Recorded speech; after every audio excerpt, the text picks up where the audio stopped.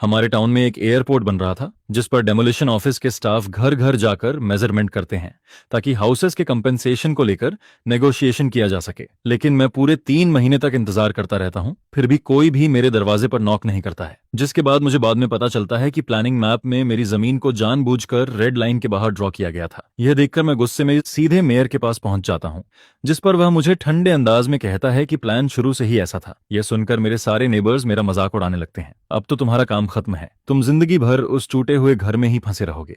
यह सुनकर भी मैं एक शब्द नहीं बोलता हूं। इसके बाद मैं अपनी आधी जिंदगी की सेविंग्स निकाल लेता हूं और साथ ही लोन लेकर किसी तरह 10 मिलियन इकट्ठा करता हूं। फिर आधे साल बाद वही पुराना घर एक 10 फ्लोर बिल्डिंग में बदल जाता है, जिसके एंट्रेंस पर सिनेक्लाउड होटल का बड़ा साइन लटका होता है, जिस पर non C customers not allowed लिखा हुआ बोर्ड पूरे एयरपोर्ट के आसपास की सबसे ज्यादा अटेंशन खींचने वाली चीज बन जाता है। जब एयरपोर्ट कंस्ट्रक्शन की खबर फैलती है तब हमारा अनिंग टाउन नाम का प्लेस पहले जैसा शांत नहीं रह पाता है, जिसके बाद कंपेंसेशन और रिसेटलमेंट हाउसिंग टाउन के लोगों के बीच हमेशा चर्चा का टॉपिक बना रहता है। व्हाइट वंस जिन पर डेमोलिशन ऑफिस लिखा हुआ होता है वे टाउन की कच्ची सड़कों पर लगातार आती जाती रहती हैं। वहीं स्टाफ हाथों में टेप मेजर और नोटबुक्स लेकर घर घर जाते हैं, मेजरमेंट करते हैं, रजिस्ट्रेशन करते हैं और नेगोशिएशन भी करते रहते हैं। मेरा घर टाउन के सबसे ईस्ट साइड में बना हुआ थोड़ा पुराना 2 स्टोरी बिल्डिंग होता है। मेरे पेरेंट्स बहुत पहले गुजर चुके थे, जिसके बाद घर में सिर्फ मैं अकेला ही बचा था। उस दिन डेमोलिशन ऑफिस की कार मेरे घर के सामने से बिना रुके निकल जाती है, जिस पर मैं सोचता हूं कि शायद उन्होंने वेस्ट साइड से मेजरमेंट शुरू किया होगा और अभी मेरी बारी नहीं आई है। इसके बाद सबसे पहले नेबर आंटली डील फाइनल करती है। लोगों का कहना होता है कि उसे काफी बड़ा कंपेंसेशन मिला है, जिस वजह से उसके चेहरे की मुस्कान रुकने का नाम नहीं लेती है। जब भी वह मुझे देखती है तब जोर से पूछती है, ए किंग, तुम्हारे घर की बारी भी जल्दी आने वाली होगी, है ना? यह सुनकर मैं बस हल्का सा स्माइल करता हूं और सिर हिला देता हूं। पहले महीने के अंदर ही टाउन के ईस्ट वाले रेजिडेंट्स भी एक एक करके कॉन्ट्रैक्ट्स साइन करने लगते हैं। फिर धीरे धीरे पूरे टाउन की वॉल्स पर लाल रंग से डेमोलिश्ड लिखा जाने लगता है, लेकिन सिर्फ मेरी वॉल ही डल ग्रे और बिल्कुल साफ बनी रहती है। यह देखकर मैं अंदर ही अंदर पैनिक करने लगता हूँ। फिर 2 महीने और गुजर जाते हैं और टाउन की ज्यादातर फैमिलीज वहां से मूव कर चुकी होती हैं। यह देखकर मेरे दिल में एक अशुभ फीलिंग फैलने लगती है, जिसके बाद मैं सीधे टाउन हॉल पहुंचता हूं और मेयर जोंग डेटन को ढूंढता हूं। वह उस समय किसी से फोन पर बात कर रहा होता है। जैसे ही मैं डोर खोलकर अंदर जाता हूं, वह बस इरिटेट होकर अपनी आईलिड्स उठाता है और पूछता है, क्या बात है? जिस पर मैं आगे बढ़कर पूछता हूं, मेयर जोंग, मैं एयरपोर्ट डेमोलिशन के बारे में पूछना चाहता हूं। हमारे घर को अभी तक क्यों छोड़ा गया है? यह सुनकर वह फोन नीचे रखता है, ड्रॉअर से एक बड़ा प्लानिंग मैप निकालता है और उसकी तरफ इशारा करते हुए कहता है, खुद देख लो। मैं मैप के पास झुककर देखता हूं और उसी पल मेरा दिल भारी हो जाता है। प्लानिंग मैप में बनी हुई रेड डेमोलिशन लाइन किसी शार्प ब्लेड की तरह बिल्कुल मेरे कोर्टयार्ड वॉल के किनारे से गुजर रही होती है, जबकि मेरा छोटा सा घर उस रेड लाइन के बाहर अकेले छूटे किसी आइलैंड जैसा दिखाई देता है। मैं उस रेड लाइन को घूरते हुए कांपती आवाज में पूछता हूँ, ये क्या है? क्या यहाँ कोई मिस्टेक हुई है? जिस पर जोंग डेटा बर्फ जैसे ठंडे टोन में जवाब देता है, कोई मिस्टेक नहीं हुई है, प्लान शुरू से ऐसा ही सेट किया गया है और अब इसमें कुछ नहीं हो सकता। लेकिन मैं खुद को रोक नहीं पाता और फिर पूछ बैठता हूँ, लेकिन पूरे टाउन को डेमोलिश किया जा रहा है, फिर सिर्फ हमारे घर को जानबूझकर बाहर क्यों रखा गया? यह सुनकर जोंग डेटा की आवाज अचानक तेज हो जाती है और उसमें एक ब्यूरोक्रेटिक अथॉरिटी साफ महसूस होती है। वह कहता है, मैंने कहा ना, ये ऊपर के एक्सपर्ट्स का फैसला है, इसमें मैं क्या कर सकता हूँ? मुझे मीटिंग के लिए जाना है, तुम अब वापस जाओ। इतना कहने के बाद वह सीधे ऑफिस से बाहर निकल जाता है। जैसे ही मैं अपने घर के अंदर कदम रखता हूँ तभी मेरी मुलाकात आंटली से होती है, जो मूवर्स को डायरेक्शन देते हुए अपना फर्नीचर ट्रक में लोड करवा रही होती है। मुझे टूटा हुआ देखकर उसके चेहरे पर एक अजीब सेटिस्फैक्शन दिखाई देता है, जिस पर वह मुस्कुराते हुए पूछती है, आकिंग, पूछने गए थे? यह सुनकर भी मैं कुछ नहीं बोलता हूँ। मेरी साइलेंस देखकर वह होंठ मोड़ते हुए कहती है, मैंने पहले ही कहा था, तुम्हारी लोकेशन बहुत ऑकवर्ड जगह पर है। एयरपोर्ट बन रहा है और तुम्हारा घर बस एज पर पड़ता है। इतना भी रास्ते में नहीं आता कि उसे डेमोलिश करके कंपेंसेशन दिया जाए। तभी दूसरा नेबर भी वहां आ जाता है और मजाक उड़ाते हुए कहता है, अरे वाह, अब तो बढ़िया है, पूरे टाउन में सिर्फ तुम्हारा फैमिली ही इस टूटे हुए घर में जिंदगी भर फंसा रहेगा। चारों तरफ एयरपोर्ट होगा और एयरप्लेन्स का नॉइजेस तुम्हें पागल कर देगा। यह सुनकर एंटली और जोर से हंसने लगती है और कहती है, सही कहा, जब हम सब सिटी के नए अपार्टमेंट्स में रहेंगे तब आकिंग यहाँ एयरप्लेन एग्जॉस्ट सूंघता रहेगा। उनकी कड़वी हंसी मेरे कानों में सुई की तरह चुभती रहती है, लेकिन फिर भी मैं उनसे आर्ग्यू नहीं करता हूँ। मैं बस धीरे से सिर उठाकर उस छोटे से घर को देखता हूँ जिसमें मैं बड़ा हुआ था। आखिरकार मूविंग ट्रक्स वहां से निकल जाते हैं और मैं खाली सड़क पर अकेला खड़ा रह जाता हूँ, जिसके बाद मैं अपना फोन निकालता हूँ और एक कॉल करता हूँ। हेलो, मैं एकिंग बोल रहा हूँ। जिस पर दूसरी तरफ से सुआन की जेंटल आवाज आती है। वह कंफ्यूज्ड होकर पूछती है, आकिंग, अचानक मुझे कॉल कैसे किया? मैं कुछ देर सोचने के बाद कहता हूँ, मुझे लोन के बारे में तुमसे कंसल्ट करना है। सुआन मेरी चाइल्डहुड फ्रेंड होती है। उसने कॉलेज में फाइनेंस पढ़ा था और अब सिटी के एक बैंक में अकाउंट मैनेजर की जॉब करती है। मेरी बात सुनते ही वह शॉक्ड होकर पूछती है, लोन आचिंग क्या हुआ, सब ठीक है ना, क्या ना? जिस पर मैं शांत आवाज में जवाब देता हूँ, कुछ नहीं हुआ, मैं बस अपने पुराने घर को रेनोवेट करना चाहता हूँ। यह सुनकर सुआन और भी ज्यादा कंफ्यूज्ड हो जाती है। वह कहती है, रेनोवेट? मैंने सुना है तुम्हारे टाउन में एयरपोर्ट बन रहा है, वहां तो सब डेमोलिश हो रहा है ना? जिस पर मैं उसे पूरी सिचुएशन ब्रीफली एक्सप्लेन करता हूँ। मेरा घर डेमोलिशन जोन में नहीं आता है। कुछ देर तक फोन पर साइलेंस छा जाता है। फिर सुआन हल्के गुस्से में कहती है, ये तो साफ बलिंग है। कोई जोनिंग मैप इतनी परफेक्टली कोइंसिडेंस से तुम्हारे घर को कैसे छोड़ सकता है? मैं शांत आवाज में जवाब देता हूँ, अब ये कोइंसिडेंस था या नहीं इससे फर्क नहीं पड़ता।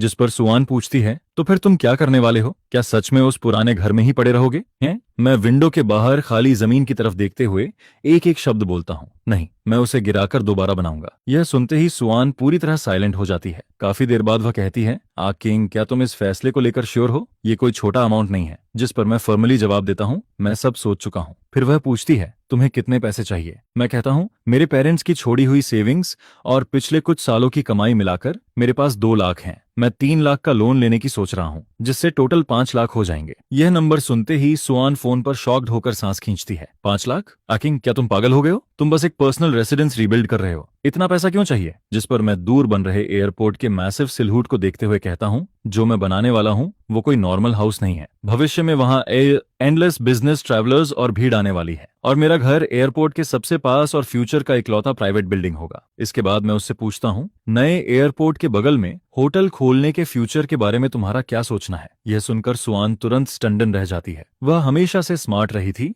इसलिए मेरी इंटेंशन तुरंत समझ जाती है। फिर शॉक्ड होकर कहती है, होटल? तुम होटल खोलना चाहते हो? आकिंग, ये बहुत बड़ा स्टेप है। क्या तुम्हें बिजनेस चलाना आता है? क्या तुम्हारे पास कनेक्शंस हैं? इसमें रिस्क बहुत ज्यादा है। उसकी चिंता सुनकर मैं उससे वापस पूछता हूँ, ज्यादा रिस्की क्या है? ये करना या फिर उस अनवांटेड टूटे हुए घर को पकड़कर बैठे रहना और एयरप्लेन्स के नॉइजेस के बीच धीरे धीरे उसे सड़ते हुए देखना? मेरी बात सुनकर सुआन चिंता भरे टोन में कहती है, लेकिन 3 लाख कोई छोटा अमाउंट नहीं है, और मॉर्गेज के लिए तुम्हारे पुराने घर की अप्राइसल शायद इनफ भी ना हो। ऊपर से तुम्हारे पास इनकम प्रूफ भी नहीं है। लेकिन उसके बोलने से पहले ही मैं उसे बीच में रोक देता हूँ। मुझे पता है, इसलिए तो मैं तुम्हारे पास आया हूँ। तुम प्रोफेशनल हो, मेरे लिए कोई रास्ता निकालो। असल में मुझे भी पता होता है कि मैं उसके लिए चीजें मुश्किल बना रहा हूँ, लेकिन मेरे पास और कोई रास्ता नहीं बचा था, क्योंकि यही मेरी फेट बदलने का इकलौता मौका होता है जिसे मैं पकड़ सकता था। जिस पर सुआन लंबी सांस छोड़ते हुए कहती है, आकिंग, तुम पहले जैसे ही हो। जब तक चुप रहते हो सब ठीक रहता है, लेकिन जैसे ही बोलते हो लोगों की जान निकाल देते हो। फिर वह आगे कहती है, ऐसा करो, कल अपने प्रॉपर्टी डीड और बाकी डॉक्यूमेंट्स लेकर मेरे ऑफिस आ जाओ। मैं तुम्हारी फाइल्स चेक करके देखती हूँ कि हम कौन कौन से चैनल्स यूज कर सकते हैं। जिस पर सुआन आगे कहती है, मैं कुछ गारंटी नहीं दे सकती, लेकिन मैं अपनी तरफ से पूरी कोशिश करूंगी। यह सुनकर मैं ग्रेटफुल होकर कहता हूँ, थैंक यू। माहौल थोड़ा हल्का करने के लिए सुआन मजाक में कहती है, अभी से थैंक यू मत बोलो, जब तुम्हारा होटल खुल जाए तब मुझे लाइफ टाइम के लिए फ्री प्रेसिडेंशियल सूट दे देना। जिस पर मैं बेहद सीरियस होकर जवाब देता हूँ, ठीक है, डील पक्की। अगले दिन सुबह होते ही मैं अपनी सारी उम्मीदों को लेकर सिटी जाने वाली पहली बस पकड़ लेता हूँ। जैसे ही हमारी मुलाकात होती है, सुआन तुरंत मेरे डॉक्यूमेंट्स पर काम शुरू कर देती है। वह लगातार कुछ लिखती रहती है, काउंटलेस फोन कॉल्स करती है और मुझे कई अलग अलग डिपार्टमेंट्स में लेकर जाती है। जब बैंक के रिव्यूअर्स मेरे प्रॉपर्टी डीड को रेड लाइन के बाहर लटका हुआ देखते हैं, तब उनके चेहरे डिसबिलीफ से भर जाते हैं। उनकी नजरों में एयरपोर्ट से घिरे हुए एक आइसोलेटेड आइलैंड को लोन देना बेहद रिस्की और एब्सर्ड लगता है, जिस वजह से मैं बार बार अपना बिजनेस प्लान एक्सप्लेन करता रहता हूं। लेकिन मेरे काम और थोड़ा इंट्रोवर्टेड पर्सनालिटी को देखकर उनकी आंखों में सिर्फ डाउट ही दिखाई देता है। उस दौरान कई बार ऐसा मोमेंट आता है जब मुझे लगता है कि अब मैं और ज्यादा होल्ड नहीं कर पाऊंगा, लेकिन अच्छी बात यह होती है कि सुआन हर समय मेरे साथ खड़ी रहती है और लगातार मुझे एनकरेज करती रहती है। वह सिर्फ मेरा बिजनेस प्लान परफेक्ट नहीं करवाती, बल्कि मुझे हैंड टू हैंड ये भी सिखाती है कि बैंकर से कैसे बात करनी है। यहाँ तक कि वह अपने पर्सनल कनेक्शंस भी यूज करती है और ब्रांच लीडर्स को डिनर पर इनवाइट तक करती है। एक हफ्ते बाद जब मैं लगभग डिस्पेयर में डूब चुका होता हूँ, तभी सुआन का अचानक फोन आता है। दूसरी तरफ उसकी आवाज काफी एग्जॉस्टेड लग रही होती है, लेकिन उसमें एक्साइटमेंट भी साफ सुनाई देती है। जिस पर वह कहती है, एकिंग हो गया? यह सुनते ही मैं एक्साइटेड होकर पूछता हूँ, सच में? जिस पर सुआन भी एक्साइटेड आवाज में कहती है, हाँ हाँ सच में, 3 लाख एक हफ्ते के अंदर तुम्हारे अकाउंट में ट्रांसफर हो जाएंगे। मैंने बैंक प्रेसिडेंट के सामने तुम्हारे प्रोजेक्ट को इस साल का इनोवेटिव पायलट प्रोजेक्ट बताकर कन्विंस किया है। यह सुनकर मैं काफी देर तक फोन पकड़े रहता हूँ, लेकिन मेरे मुंह से एक शब्द भी नहीं निकलता है। अचानक मेरी आंखों में आंसू भर आते हैं, जिस पर मैं ग्रैटिट्यूड से भरी आवाज में कहता हूँ, स्वान थैंक यू। यह सुनकर वह मुस्कुराते हुए जवाब देती है, मेरे साथ इतना फॉर्मल मत बनो। मैं तुरंत कहता हूँ, जैसे ही पैसे मिलेंगे मैं तुम्हें डिनर ट्रीट दूंगा। लेकिन स्वान हंसते हुए कहती है, डिनर रहने दो, बस जल्दी से अपना होटल बना लो। मैं प्रेसिडेंशियल सूट में स्टे करने का इंतजार कर रही हूँ। कॉल खत्म होने के बाद मैं विंडो के पास जाकर खड़ा हो जाता हूँ और बाहर शुरू हो चुके मैसिव एयरपोर्ट कंस्ट्रक्शन साइट को देखने लगता हूँ। एक हफ्ते बाद मेरे फोन पर एक टेक्स्ट मैसेज आता है, 3 lakh yuan has been credited to your account. उस लंबे जीरो वाले नंबर को देखकर मैं गहरी सांस लेता हूँ। पूरे 5 लाख। यह सिर्फ मेरी पूरी नेटवर्थ नहीं थी, बल्कि मेरी जिंदगी की पूरी स्टेक भी थी, जिस पर मैं खुद से कहता हूँ, ए किंग, अब तुम्हारे पास पीछे हटने का कोई रास्ता नहीं है। फिर मैं खुद को फॉर्मली जवाब देता हूँ, मैं सिर्फ जीत सकता हूँ, हार नहीं सकता। पैसे मिलते ही अगले ही दिन मैं सिटी की सबसे बेस्ट आर्किटेक्चरल डिजाइन फर्म को कांटेक्ट करता हूँ और टाउन की सबसे फेमस कंस्ट्रक्शन टीम को हायर कर लेता हूँ। कंस्ट्रक्शन टीम का कैप्टन, जिसका सरनेम जिया होता है, वह काफी ऑनेस्ट आदमी होता है। मेरा पुराना फैमिली हाउस देखकर वह सिर खुजाते हुए पूछता है, आकिंग, क्या तुम सच में इस घर को गिराकर दोबारा बना रहे हो? इसके बाद कैप्टन जियाओ फिर पूछता है, घर गिराने के बाद तुम यहाँ क्या बनाना चाहते हो? देखो, फ्यूचर में यहाँ पूरा एयरपोर्ट बनने वाला है। अगर ऑर्डिनरी हाउस बनाया तो यहाँ रहना कंफर्टेबल नहीं होगा। जिस पर मैं तुरंत ब्लूप्रिंट निकालकर कहता हूँ, अंकल जियाओ, चिंता मत करो, ब्लूप्रिंट पहले से डिजाइन करवाया जा चुका है। कैप्टन जियाओ जैसे ही ब्लूप्रिंट देखता है, उसकी आंखें एकदम चौड़ी हो जाती हैं। हे भगवान, 4 floors, basement, on viewing platform भी, तुम यहाँ लिटिल विला बना रहे हो? यह सुनकर मैं काम टोन में जवाब देता हूँ, ये बिल्डिंग एक होटल बनने वाली है। मेरी बात सुनते ही कैप्टन जियाओ और पीछे खड़े वर्कर्स पूरी तरह स्टनड रह जाते हैं।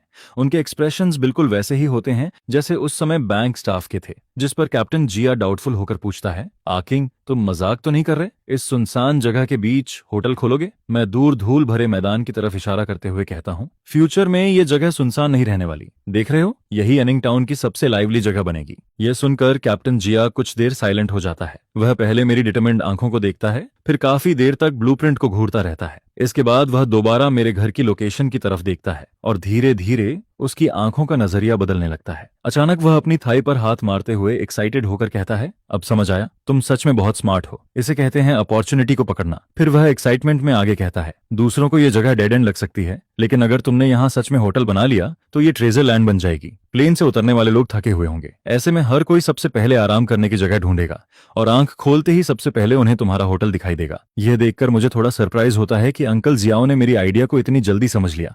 जिस पर मैं पूछता हूँ, अंकल जियाओ, क्या आप ये काम लेना चाहेंगे? यह सुनते ही वह तुरंत अपने चेस्ट पर हाथ मारकर जोर से कहता है, क्यों नहीं लूंगा? इतना इंटरेस्टिंग काम लैंटर्न लेकर ढूंढने पर भी नहीं मिलता। चिंता मत करो, ब्लूप्रिंट जैसा बना है बिल्कुल वैसा ही बना कर दूंगा और बिल्डिंग को इतना मजबूत बनाऊंगा कि सालों तक खड़ी रहे। जिस दिन बुलडोजर मेरे यार्ड में एंटर करता है, उस दिन पूरे एरिया में काफी शोर मच जाता है। जो नेबर्स अभी तक मूव नहीं हुए थे, वे भी तमाशा देखने के लिए वहां आ जाते हैं। जब वे लोग मेरे चाइल्डहुड मेमोरीज से भरे पुराने घर को बुलडोजर के आयरन आर्म के नीचे गिरते हुए देखते हैं, तब सब शॉक्ड होकर सांस खींचने लगते हैं। ये एकिंग सच में पागल हो गया है, इतना अच्छा घर ऐसे ही डेमोलिश कर दिया। आखिर करना क्या चाहता है? तभी कोई दूसरा कहता है, सुना है बहुत सारा पैसा लेकर आया है और यहाँ लिटिल विला बनाना चाहता है। यह सुनकर एंटली अपने आर्म्स क्रॉस करके स्नीर करते हुए कहती है, लिटिल विला? मुझे तो लगता है इसके पास जरूरत से ज्यादा पैसा आ गया है। इतना बड़ा हाउस बनाकर अकेले रहेगा, रात को डर नहीं लगेगा इसे? जिस पर आसपास के लोग भी इको करते हैं, सही कहा, आसपास कोई नेबर भी नहीं होगा, पूरा प्लेस ग्रेवयार्ड जैसा लगेगा। मुझे तो लगता है इसे बस अपनी ईगो बचानी है और खुद मुसीबत बुला रहा है। प्लान के खिलाफ जाकर कभी किसी का अच्छा हुआ है? लेकिन मैं उन सारी बातों को कंप्लीटली इग्नोर कर देता हूँ।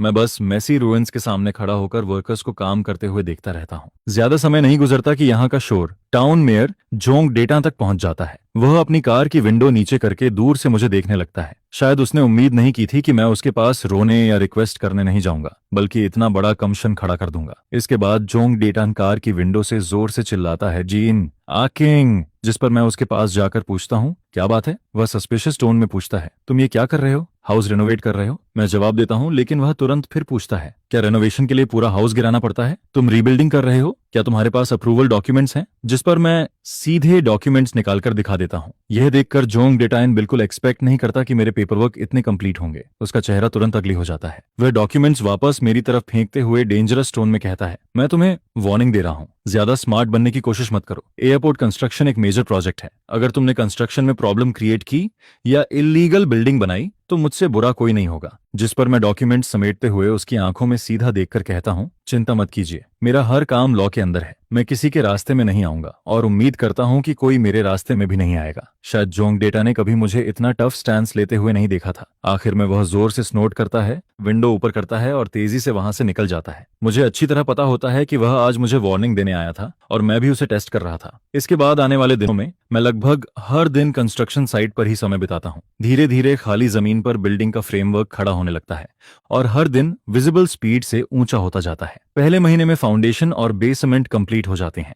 इसके बाद मेन स्ट्रक्चर भी तैयार हो जाता है और आखिर में जब कंक्रीट से भरा आखिरी ट्रक 4th फ्लोर पर डाला जाता है तब अंकल जिया एक्साइटमेंट में फायर क्रैकर्स जला देता है। मैं न्यूली कंप्लीटेड रूफटॉप पर खड़ा होकर रफ कास्ट फ्लोर से नीचे की जमीन को देखता हूँ। वहीं दूर नजर डालने पर एयरपोर्ट का आउटलाइन भी अब पहले से ज्यादा क्लियर दिखाई देने लगता है। मेरा होटल और फ्यूचर एयरपोर्ट दोनों एक साइलेंट रेस में लगे हुए होते हैं, जैसे दोनों दुनिया के सामने खुद को पहले प्रेजेंट करने की कोशिश कर रहे हों। लेकिन ठीक उसी दिन जब मैं साइट पर डिजाइनर के साथ एक्सटीरियर वॉल मटेरियल्स डिस्कस कर रहा होता हूं, तभी कई लॉ एनफोर्समेंट व्हीकल्स वहां तेजी से आकर रुकती हैं। कार्डोज खुलते हैं और उनमें से अलग अलग डिपार्टमेंट्स के यूनिफॉर्म पहने हुए दर्जनों लोग बाहर निकलते हैं। उन सबके आगे एक मिडिल एज्ड आदमी चल रहा होता है, जबकि उसके पीछे जोंग डेटान खड़ा हल्की स्नीर के साथ मुझे देख रहा होता है। वह मिडिल एज्ड आदमी सख्त आवाज में पूछता है, यहाँ का पर्सन इंचार्ज कौन है? जिस पर मैं आगे बढ़कर जवाब देता हूँ, मैं हूँ। फिर मैं उसे अपना आईडी वेव करते हुए देखता हूँ और वह कहता है, हम जॉइंट लॉ एनफोर्समेंट टीम से हैं। हमें रिपोर्ट्स मिली हैं कि यहाँ सीरियस इलीगल कंस्ट्रक्शन प्रैक्टिसेस चल रही हैं, साथ ही मैसिव सेफ्टी हैजर्ड्स और एनवायरमेंटल पोल्यूशन भी है। यह सुनते ही मेरा दिल भारी हो जाता है, क्योंकि मुझे समझ आ जाता है कि ट्रबल आखिरकार पहुंच चुका है। वहीं दूसरी तरफ जोंग डेटा बिना कुछ बोले साइड में खड़ा रहता है, लेकिन उसके चेहरे की ग्लोटिंग स्माइल सब कुछ साफ बता रही होती है। उनका सामना करते हुए मैं काम टोन में कहता हूँ, हमारे सारे प्रोसीजर्स पूरी तरह लीगल हैं और कंस्ट्रक्शन भी नेशनल स्टैंडर्ड्स के हिसाब से हो रहा है। लेकिन वह मिडिल एज्ड आदमी तुरंत कोल्ड टोन में जवाब देता है, लीगल है या नहीं ये तुम डिसाइड नहीं करोगे, पूरी जगह थरोली सर्च करो, हर कॉर्नर चेक करो और कुछ भी मिस मत करना। उसके इतना कहते ही पीछे खड़े लोग तुरंत अलग अलग डायरेक्शंस में फैल जाते हैं और पूरे कंस्ट्रक्शन साइट में घुस जाते हैं। कुछ लोग फायर सेफ्टी चेक करने लगते हैं, कुछ नॉइज लेवल मेजर करते हैं, कुछ एयर सैंपल्स लेते हैं, जबकि कुछ लोग कंस्ट्रक्शन लॉग्स पलटने लगते हैं। यह देखकर अंकल जियाओ और वर्कर्स पूरी तरह डम्फाउंडेड रह जाते हैं। वे आगे बढ़कर आर्ग्यू करना चाहते हैं, लेकिन मैं उन्हें रोक देता हूं, जिस पर मैं धीरे से कहता हूं, उन्हें चेक करने दो, क्योंकि मुझे अच्छी तरह पता होता है कि यह सब जोंग डेटा का रिवेंज था और जितना ज्यादा वह ऐसा करेगा उतना ही हमें पैनिक नहीं करना चाहिए। पूरा आफ्टरनून मेरा कंस्ट्रक्शन साइट लगभग स्टैंड स्टिल पर चला जाता है। इस दौरान लगातार छोटी छोटी निटपिकिंग होती रहती है। यहाँ रीबार स्पेसिंग गलत लग रही है, रूलर लाओ और मेजर करो। तुम्हारे डस्ट कंट्रोल मेजर्स इनएडिक्वेट हैं, फाइन लगेगा। कैफेटेरिया का हेल्थ परमिट कहाँ है? मैं नोटिस करता हूँ कि जोंग डेटा बार बार उस मिडिल एज्ड आदमी के कान में कुछ व्हिस्पर करता रहता है और फिर दोनों मेरी तरफ मैलिशियस नजरों से देखने लगते हैं। लेकिन पूरे समय मैं साइलेंस मेंटेन करता हूँ और बस अपने फोन से उनकी हर मूवमेंट और हर चेहरे को क्लियरली रिकॉर्ड करता रहता हूँ। जब सनसेट होने वाला होता है तब तक वे लोग प्रैक्टिकली पूरे साइट को उलट पुलट चुके होते हैं। आखिर में वे सब इकट्ठा होते हैं और वह मिडिल एज्ड आदमी मजबूरी भरे टोन में कहता है, आज आफ्टरनून की डिटेल्ड इंस्पेक्शन के बाद आपकी साइट बेसिकली स्टैंडर्ड्स मीट करती है। यह बात वह साफ रिलैक्वांस के साथ बोलता है और यह सुनकर आखिरकार मेरे दिल को थोड़ी राहत मिलती है, क्योंकि जिस दिन मैंने होटल बनाने का फैसला लिया था उसी दिन से मैंने हर डिटेल को एक्सट्रीम लेवल तक परफेक्ट रखा था।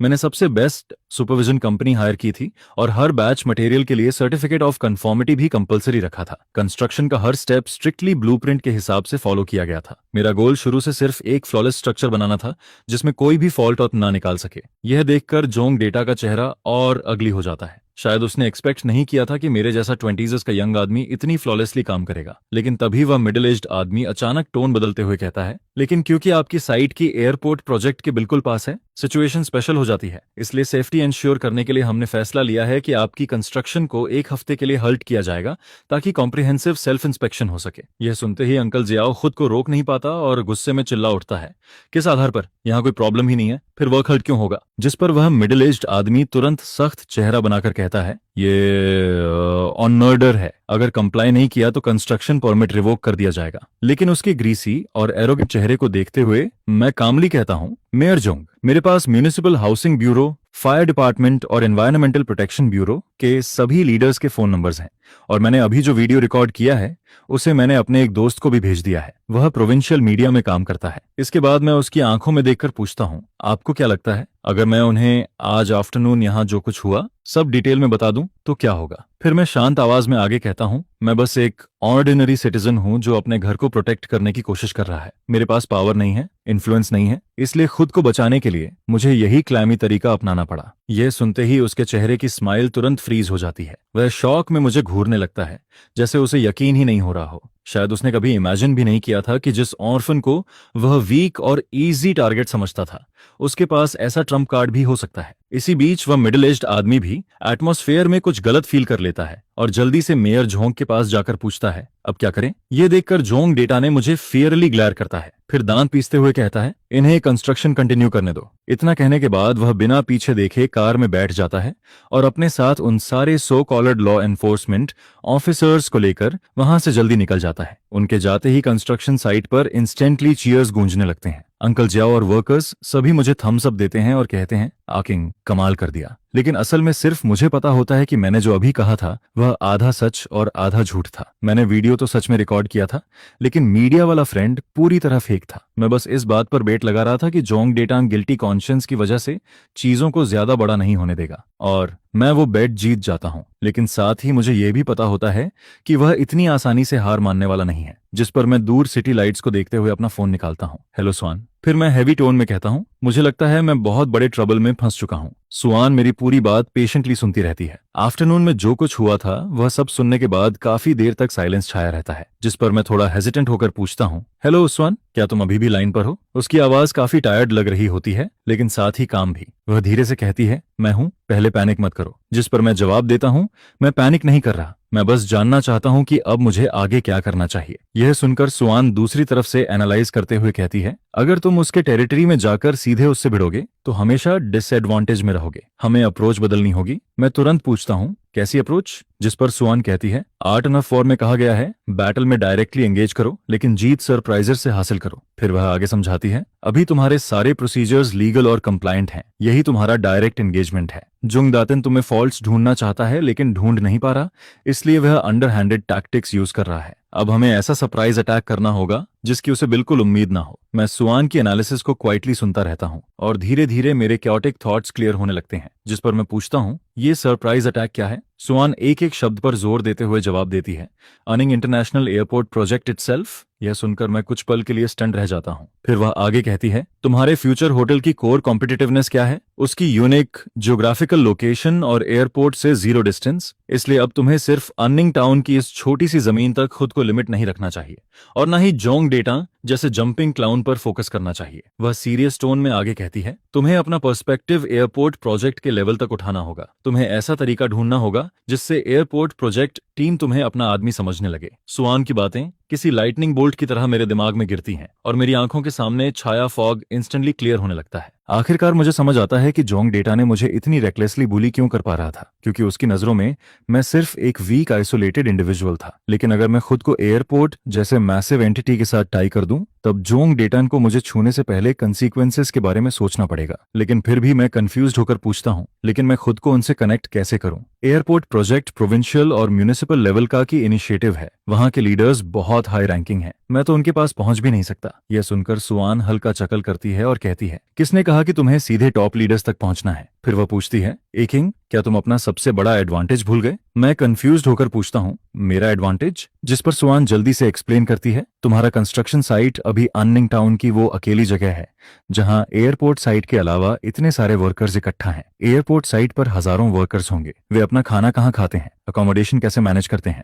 डेली स्पेंडिंग कहाँ करते हैं? फिर वह आगे कहती है, जहां तक मुझे पता है, कंस्ट्रक्शन जल्दी खत्म करने के लिए वहां क्लोज्ड ऑफ मैनेजमेंट लागू किया गया है। वर्कर्स की जिंदगी काफी बोरिंग और इनकन्वीनियंट हो चुकी होगी और तुम उनके बिल्कुल पास हो। जैसे ही मैं यह सुनता हूं, मुझे तुरंत उसकी बात समझ आ जाती है। जिस पर मैं जल्दी से पूछता हूं, तुम कहना चाहती हो कि मुझे उनके साथ बिजनेस करना चाहिए? यह सुनकर सुआन की आवाज में एक्साइटमेंट आ जाती है। वह कहती है, सिर्फ बिजनेस नहीं, ये तुम्हारा एयरपोर्ट प्रोजेक्ट में घुसने का सबसे बेस्ट मौका है। तुम अपने करंट साइट का यूज करके टेम्पररी लाइफस्टाइल सर्विस एरिया बना सकते हो, जैसे कन्वीनियंस स्टोर, फूड स्टॉल या ओपन एयर सिनेमा। इसमें इन्वेस्टमेंट ज्यादा नहीं लगेगा, लेकिन एयरपोर्ट वर्कर्स की अर्जेंट नीड्स तुरंत सॉल्व हो जाएंगी। फिर वह सीरियस टोन में आगे कहती है, तुम सिर्फ गुड्स प्रोवाइड नहीं करोगे, तुम कन्वीनियंस और केयर प्रोवाइड करोगे और जब हजारों वर्कर्स तुम्हारे काम को अप्रिशिएट करने लगेंगे, तब सोचो एयरपोर्ट कंस्ट्रक्शन लीडर्स तुम्हें कैसे देखेंगे। इसके बाद वह खुद ही जवाब देती है। वे तुम्हें एक विजनरी और रिस्पॉन्सिबल पार्टनर की तरह देखेंगे, ऐसा अलाई जो उनके पीछे की सारी वरीज कम कर सकता है। और फिर वह आखिरी बात कहती है, उस समय तुम्हारा होटल सिर्फ आइसोलेटेड बिल्डिंग नहीं रहेगा,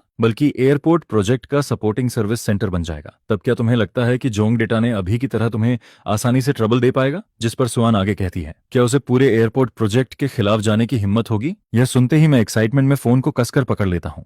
मेरे हाथ हल्के कांपने लगते हैं और काफी देर तक मेरे मुंह से एक शब्द भी नहीं निकलता है। फिर मैं धीरे से कहता हूँ, सुआन, तुम सच में जीनियस हो। यह सुनकर सुआन हल्का स्माइल करते हुए जवाब देती है, मैं जीनियस नहीं हूँ, आइडिया तो तुम्हारा ही था। जो इंसान एयरपोर्ट के बिल्कुल पास होटल बनाने के बारे में सोच सकता है, वह कोई फूल नहीं हो सकता। इसके बाद सुआन मुझे रिमाइंड करवाती है, तुम्हें ये सब जितना जल्दी हो सके शुरू करना होगा। जंग डेटा ने अगला मूव करे उससे पहले हमें अपने सरप्राइज ट्रूप्स डिप्लॉय करने होंगे। जिस पर मैं तुरंत पूछता हूँ, तो मुझे क्या करना चाहिए? सुआन कहती है, अंकल जियाओ को ढूंढो, उसके पास वर्कर्स भी हैं और स्किल्स भी। टेम्परेरी शेड बनाना और फूड स्टॉल शुरू करना उसके लिए पीस ऑफ केक होगा। फिर वह आगे कहती है, सप्लाईज के लिए तुम सीधे सिटी के होलसेल मार्केट को कांटेक्ट कर सकते हो।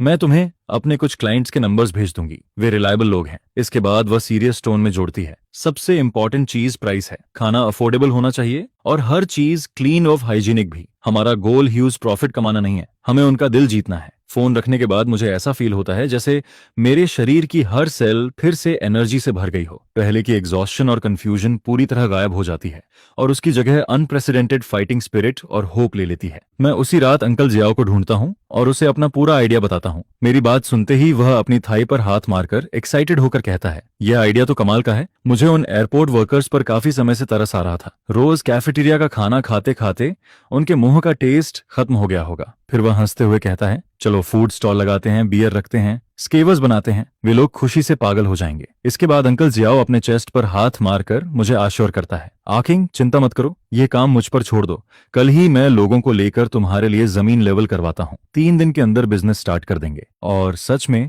अंकल जियाओ की एग्जीक्यूशन मेरी एक्सपेक्टेशन से भी आगे निकल जाती है। सिर्फ 3 दिन बाद स्टील पाइप्स और कलर स्टील टाइल्स से बना हुआ एक बड़ा सा रूडिमेंट्री फूड कोर्ट शेप लेने लगता है। मैं उसका नाम गैस स्टेशन रखता हूँ, जिसका मतलब वर्कर्स को फ्यूल देना भी होता है और खुद को भी मोटिवेशन देना। वहीं दूसरी तरफ जो लोग सीक्रेटली हमें ऑब्जर्व कर रहे थे, वे पूरी तरह कंफ्यूज्ड हो जाते हैं, क्योंकि उन्हें लगा था कि हम होटल बना रहे हैं, लेकिन यहाँ तो टेंट्स और फूड स्टॉल्स तैयार हो रहे थे। जल्द ही गैस स्टेशन ऑफिशियली बिजनेस के लिए ओपन हो जाता है। उस दिन मैं छोटा सा ओपनिंग सेरेमनी भी रखता हूँ।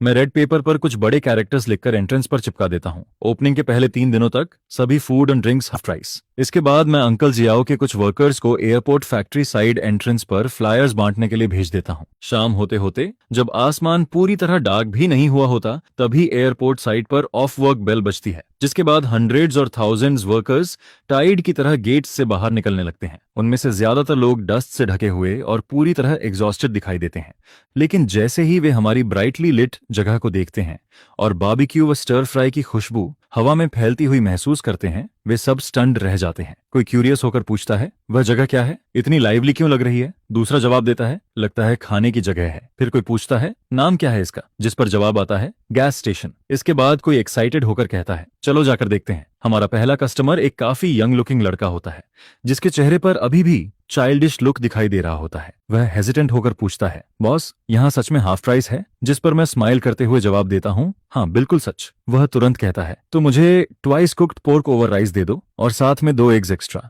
मैं तुरंत खुद किचन में जाकर खाना बनाता हूँ और जल्दी से उसे steaming hot generously filled rice serve कर देता हूँ। वह यंग वर्कर उस माउंटेन जैसे पोर्क राइस को घूरने लगता है और उसकी आंखें चमक उठती हैं। जल्द ही दूसरा और तीसरा कस्टमर भी आने लगता है। सिर्फ आधे घंटे के अंदर पूरा गैस स्टेशन लोगों से भर जाता है। वर्कर्स ग्रुप्स में बैठते हैं, डिशेस ऑर्डर करते हैं, बियर के केसेस खोलते हैं और पूरे दिन साइट पर दबे हुए इमोशंस, अल्कोहल और गुड फूड के साथ बाहर निकलने लगते हैं। जो जगह पहले कंप्लीटली एम्प्टी और डेड साइलेंट थी, वही अब वाइब्रेंट नॉइज और लाइवली एटमॉस्फेयर से भर उठती है। वहीं अंकल जियाओ और उसके वर्कर्स भी एक टेबल पर बैठे बियर पीते पीते चेहरे तक लाल कर चुके होते हैं और यह मेरे पूरे प्लान का सक्सेसफुल फर्स्ट स्टेप बन जाता है। इसके बाद आने वाले दिनों में गैस स्टेशन का बिजनेस लगातार बूमिंग होने लगता है। धीरे धीरे मेरा गैस स्टेशन एयरपोर्ट वर्कर्स की बोरिंग कंस्ट्रक्शन साइट लाइफ का इकलौता कंफर्ट और पैराडाइजेस बन जाता है। लेकिन एक दिन कुछ लोग अचानक अंदर आते हैं। उन्हें देखते ही वहां खाना खा रहे वर्कर्स तुरंत फ्राउन करने लगते हैं, क्योंकि उनके एक्सप्रेशंस देखकर साफ पता चल रहा होता है कि वे ट्रबल क्रिएट करने आए हैं।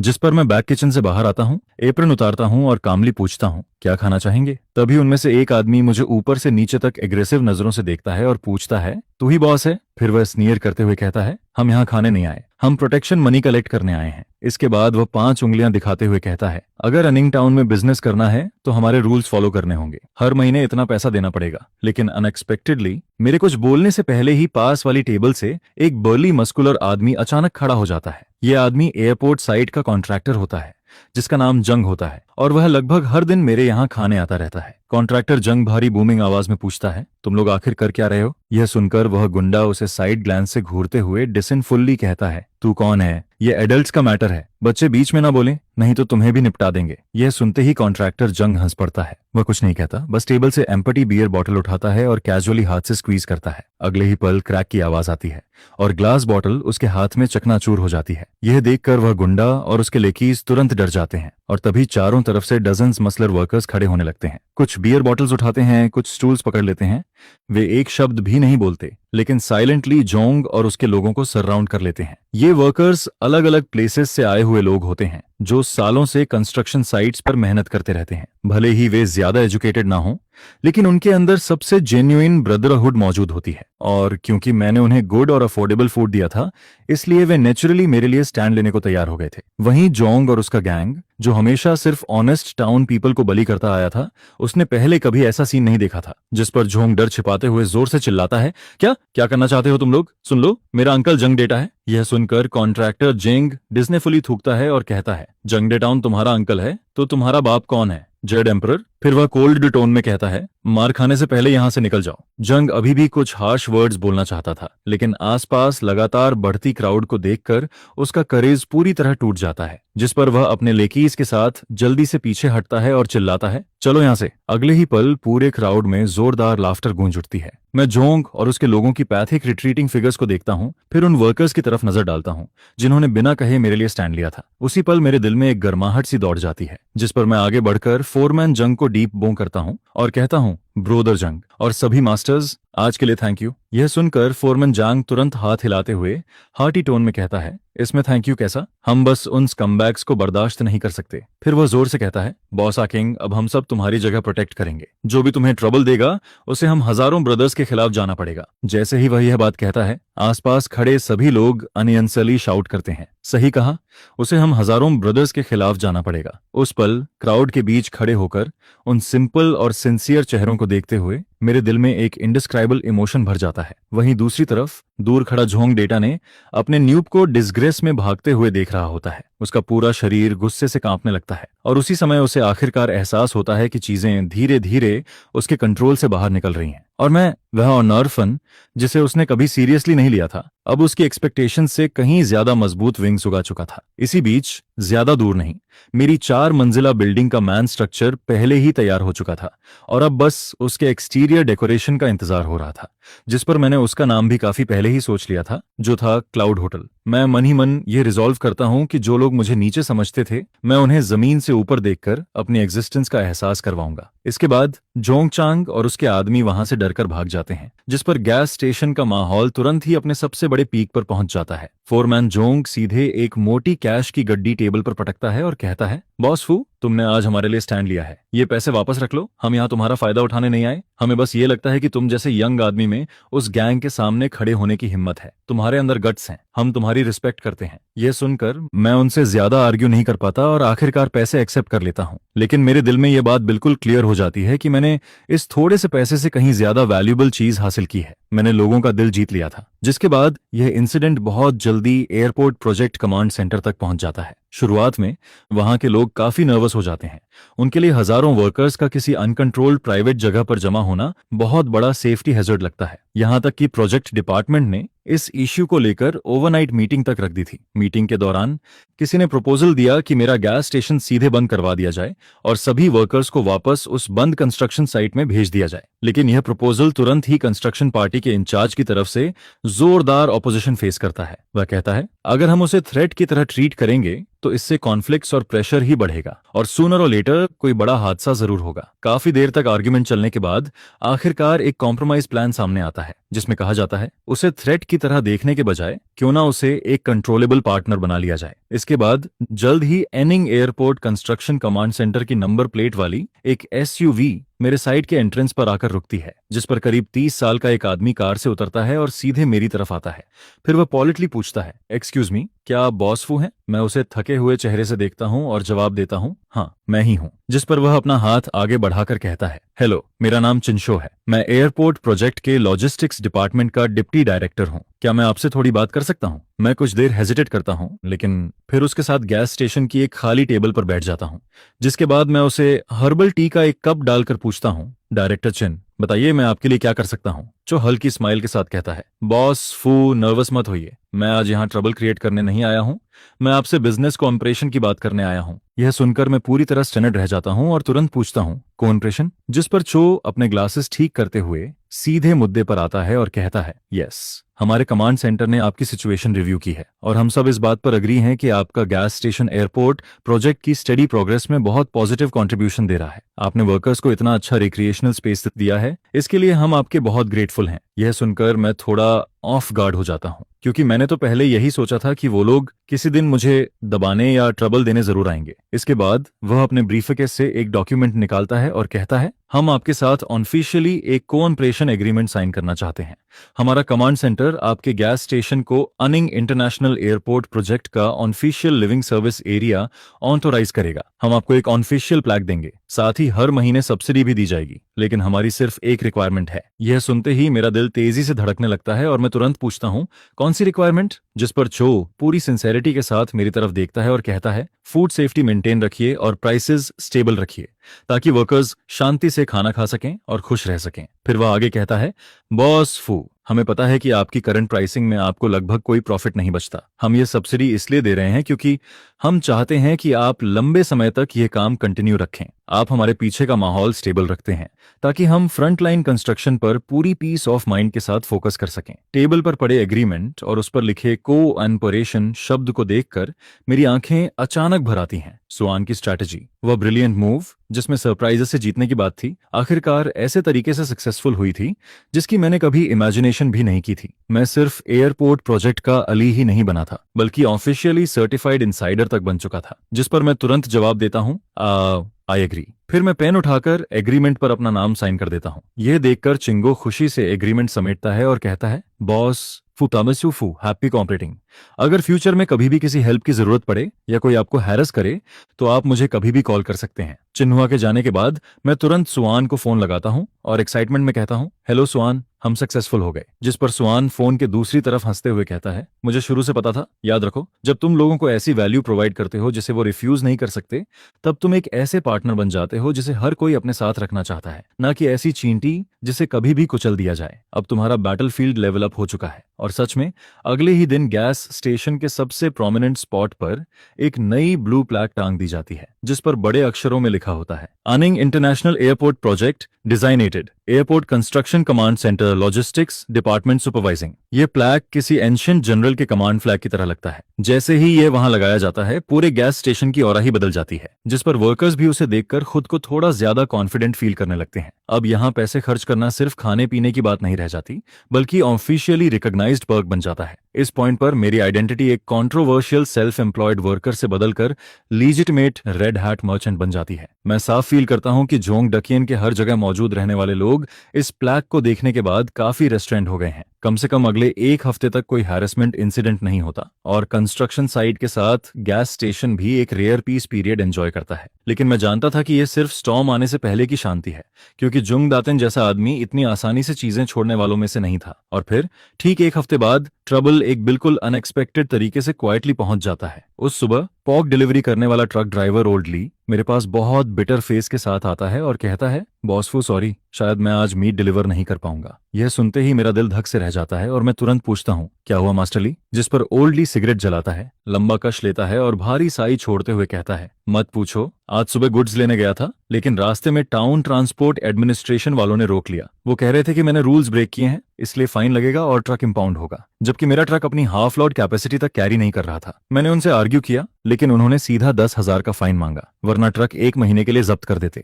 यह सुनते ही मेरा दिल पूरी तरह डूब जाता है, क्योंकि यह डेफिनेटली कोई कोइंसिडेंस नहीं था। यह साफ तौर पर झंडाकी की नई ट्रिक थी। अब वह सीधे मुझ पर अटैक करने की हिम्मत नहीं कर रहा था, इसलिए उसने मेरी अपस्ट्रीम सप्लाई चेन को टारगेट करना शुरू कर दिया था। इसके बाद ओल्डली हेल्पलेस होकर आगे कहता है, सिर्फ मैं ही नहीं, आज सुबह वेजिटेबल्स, ग्रेन और ऑन एयर डिलीवर करने वाले कई ट्रक्स को अलग अलग इंटरसेक्शंस पर रोका गया। किसी को एमिशंस टेस्ट का बहाना देकर पकड़ा गया, तो किसी को किसी और वजह से। कुल मिलाकर हर तरफ फाइनल्स और इंपॉन्डमेंट्स चल रहे हैं। अब टाउन का कोई भी डिलीवरी ड्राइवर तुम्हारी तरफ आने की हिम्मत नहीं कर रहा। सब डर गए हैं। क्या रशलेस मूव था। वह सीधे मेरे रिसोर्सेज काट रहा था, क्योंकि गैस स्टेशन हर दिन मैसिव अमाउंट में इंग्रेडिएंट्स कंज्यूम करता था, और अगर सप्लाई चेन टूट जाती तो हम 2 दिन के अंदर बंद हो जाते। दोपहर तक इंग्रेडिएंट शॉर्टेज का असर दिखना शुरू हो जाता है। वर्कर्स जिन डिशेस को खाना चाहते थे, उनमें से कई लकिंग इंग्रेडिएंट्स की वजह से बन ही नहीं पाती। हालांकि वो सभी अंडरस्टैंडिंग दिखाते हैं, लेकिन मैं उनकी आंखों में डिसअपॉइंटमेंट साफ देख लेता हूं। यह देखकर मैं बेहद एंग्शियस हो जाता हूं, जिस पर मैं तुरंत डायरेक्टर चिन को कॉल करता हूं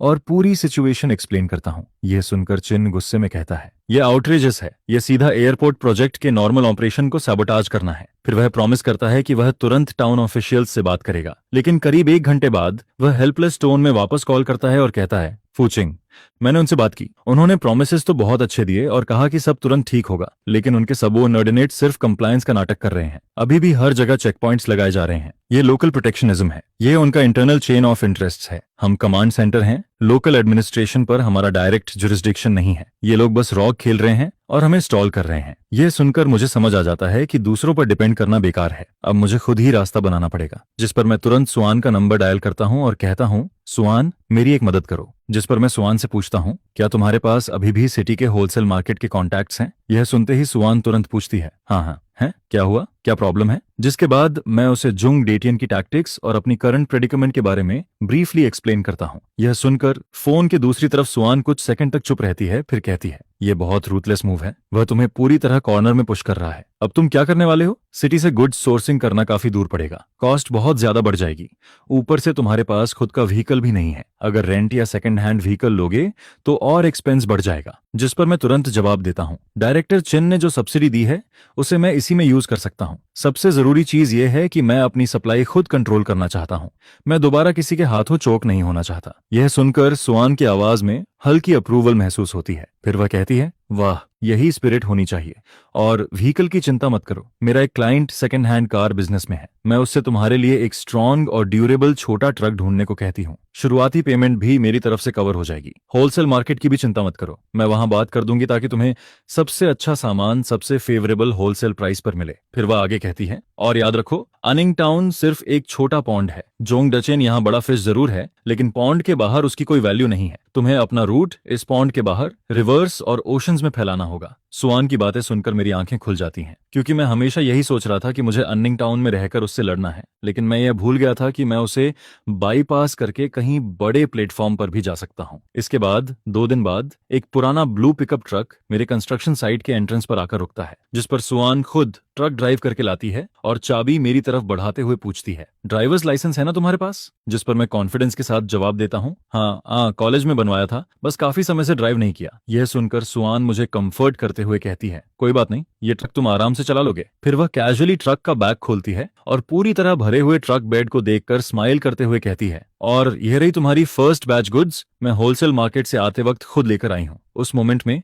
फ्रेश इंग्रेडिएंट से भरे उस ट्रक को देखकर और मेरे लिए इतनी दूर ट्रैवल करके आई सुआन को देखकर मेरी नाक हल्की सी भर आती है। जिस पर सुआन तुरंत मेरे शोल्डर पर हल्का थप्पड़ मारते हुए कहती है, अरे बस भी करो, इतना सेंटिमेंटल मत बनो, जल्दी सामान अनलोड करो, वर्कर्स अभी भी खाने का वेट कर रहे हैं। फिर वह हंसते हुए आगे कहती है, और जब तुम्हारा होटल ओपन हो जाए तो मेरे लिए कुछ प्रेसिडेंशियल सूट्स रिजर्व रखना मत भूलना। उस रात गैस स्टेशन के डिशेस पहले से कहीं ज्यादा अबंडेंट होते हैं। जब वर्कर्स को पता चलता है कि मैं खुद ट्रक ड्राइव करके सिटी से इतने किलोमीटर दूर से सामान लेकर आया हूं, तो सभी शॉक्ड रह जाते हैं। जिस पर फोरमैन जंग लिकर का बाउल हाथ में लेकर एक्साइटमेंट से भरे चेहरे के साथ मेरे पास आता है और कहता है, बॉस फू, मैंने अपनी लाइफ में बहुत कम लोगों की रिस्पेक्ट की है, लेकिन तुम उनमें से एक हो। तुम्हारी डेडिकेशन के लिए हम तुम्हारे साथ खड़े रहेंगे। यह गैस स्टेशन अब हम सबका घर है। अगर कोई भी हमारे घर को छूने की कोशिश करेगा तो हम आखिरी दम तक लड़ेंगे। यह सुनते ही सैकड़ों वर्कर्स एक साथ जोर से चिल्लाते हैं, हमारा घर, अगर कोई हमारे घर को छुएगा तो हम आखिरी तक लड़ेंगे। उस मोमेंट में मुझे समझ आ जाता है कि जंग डकिन की सैबोटेज प्लान पूरी तरह फेल हो चुकी है।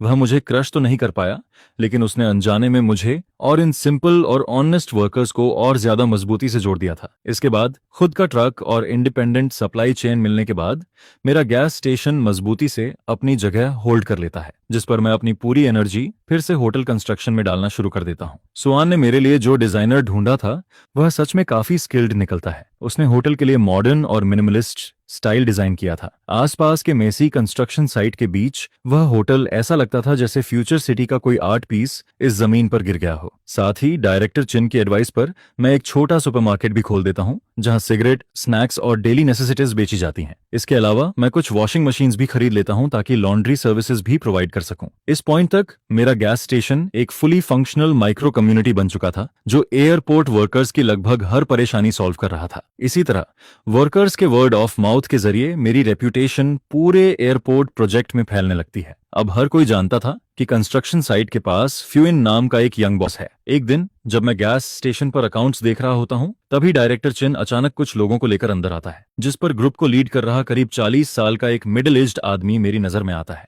उसके साथ 2 यंग लोग भी होते हैं, जिनके हाथ में नोटबुक्स और कैमरों होते हैं। डायरेक्टर चिन तुरंत एक्साइटमेंट के साथ इंट्रोड्यूस करवाता है, बॉस फू, मैं आपको इंट्रोड्यूस करवाता हूं। यह चाइना साउथर्न एयरलाइंस हेडक्वार्टर्स के project and development department manager chain मो हैं। यह एयरपोर्ट के फ्यूचर फ्लाइट रूट्स के प्रिलिमिनरी इंस्पेक्शन के लिए यहां आए हैं। यह सुनते ही मेरा दिल एक पल के लिए रुक जाता है और मैं तुरंत खड़ा होकर हाथ आगे बढ़ाता हूं। मैनेजर चेन, हेलो, जिस पर जो प्रोफेशनल कमर्शियल स्माइल के साथ मेरा हाथ शेक करता है और कहता है, बॉस फू, आपके बारे में बहुत सुना है। डायरेक्टर चिन रास्ते भर आपकी काफी तारीफ कर रहे थे। मैं तुरंत मॉडस्ट टोन में जवाब देता हूं, डायरेक्टर चिन बस मेरी ज्यादा तारीफ कर रहे हैं। इसके बाद चिमो सीधे मुद्दे पर आता है और कहता है, हम अभी एयरपोर्ट कंस्ट्रक्शन साइट घूम कर आ रहे थे, तभी हमने आपकी हाईली डिजाइंड बिल्डिंग देखी। डायरेक्टर चिन ने बताया कि यह जल्द खुलने वाला होटल है, क्या आप इसके बॉस हैं? मैं एफर्मेटिवली जवाब देता हूं, यस। यह सुनते ही चिमो तुरंत रिक्वेस्ट करता है, क्या आप हमें अंदर टूर करवा सकते हैं? जिस पर मैं तुरंत जवाब देता हूं, ओ ऑफ कोर्स। इसके बाद मैं हाथ का लेजर नीचे रखता हूं और उन्हें अपने होटल की तरफ लेकर जाता हूं। रास्ते में चेओ लगातार सवाल पूछता रहता है और मैं कामली और क्लियरली जवाब देता रहता हूं।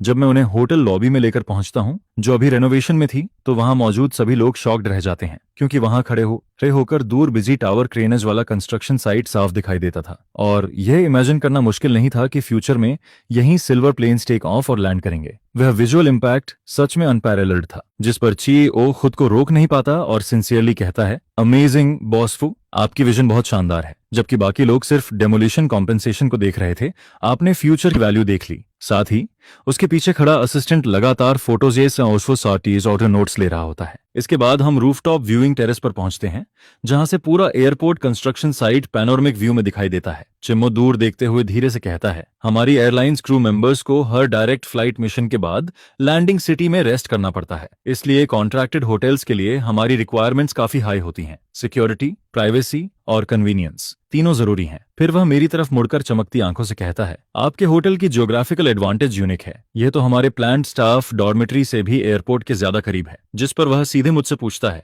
बॉस, सुन होने के बाद क्या आप साउदर्न एयरलाइंस क्रू के डिजाइनेटेड होटल बनना चाहेंगे? यह सुनते ही मेरा दिल तेजी से धड़कने लगता है, क्योंकि किसी एयरलाइन के साथ long term cooperation agreement sign करने का मतलब था कि होटल खुलने से पहले ही मुझे सबसे स्टेबल और हाईएस्ट क्वालिटी कस्टमर सोर्स मिल जाता। यह सच में किसी ड्रीम जैसा था। जिस पर मैं अपनी एक्साइटमेंट दबाते हुए जवाब देता हूं, of course I am interested. यह सुनकर चिम्मो सेटिस्फैक्शन में सिर हिलाता है और कहता है, वेरी गुड, जब आपका होटल ऑफिशियली कंप्लीट हो जाएगा तब हम अपनी प्रोफेशनल असेसमेंट टीम भेजेंगे। अगर सब कुछ ठीक रहा तो हम स्ट्रैटेजिक कोऑपरेशन एग्रीमेंट साइन कर सकते हैं। इसके बाद वह अपनी पॉकेट से एक बिजनेस कार्ड निकालकर मेरी तरफ बढ़ाता है और कहता है, कांटेक्ट में रहिए। चम्मो और उसकी टीम को विदा करने के बाद मैं रूफटॉप पर अकेला खड़ा हवा एंजॉय कर रहा होता हूँ। मुझे सब कुछ किसी ड्रीम जैसा फील हो रहा था, लेकिन तभी नीचे उतरने से पहले मेरी नजर दूर डर्ट रोड के आखिर में खड़ी एक कार पर पड़ती है। वह जुंगडेटियन की कार थी, जिसमें वह खुद बैठा होता है और उसके बगल में एक दूसरा आदमी भी मौजूद होता है। इस मोमेंट में झुंगती मेरे होटल की तरफ इशारा करते हुए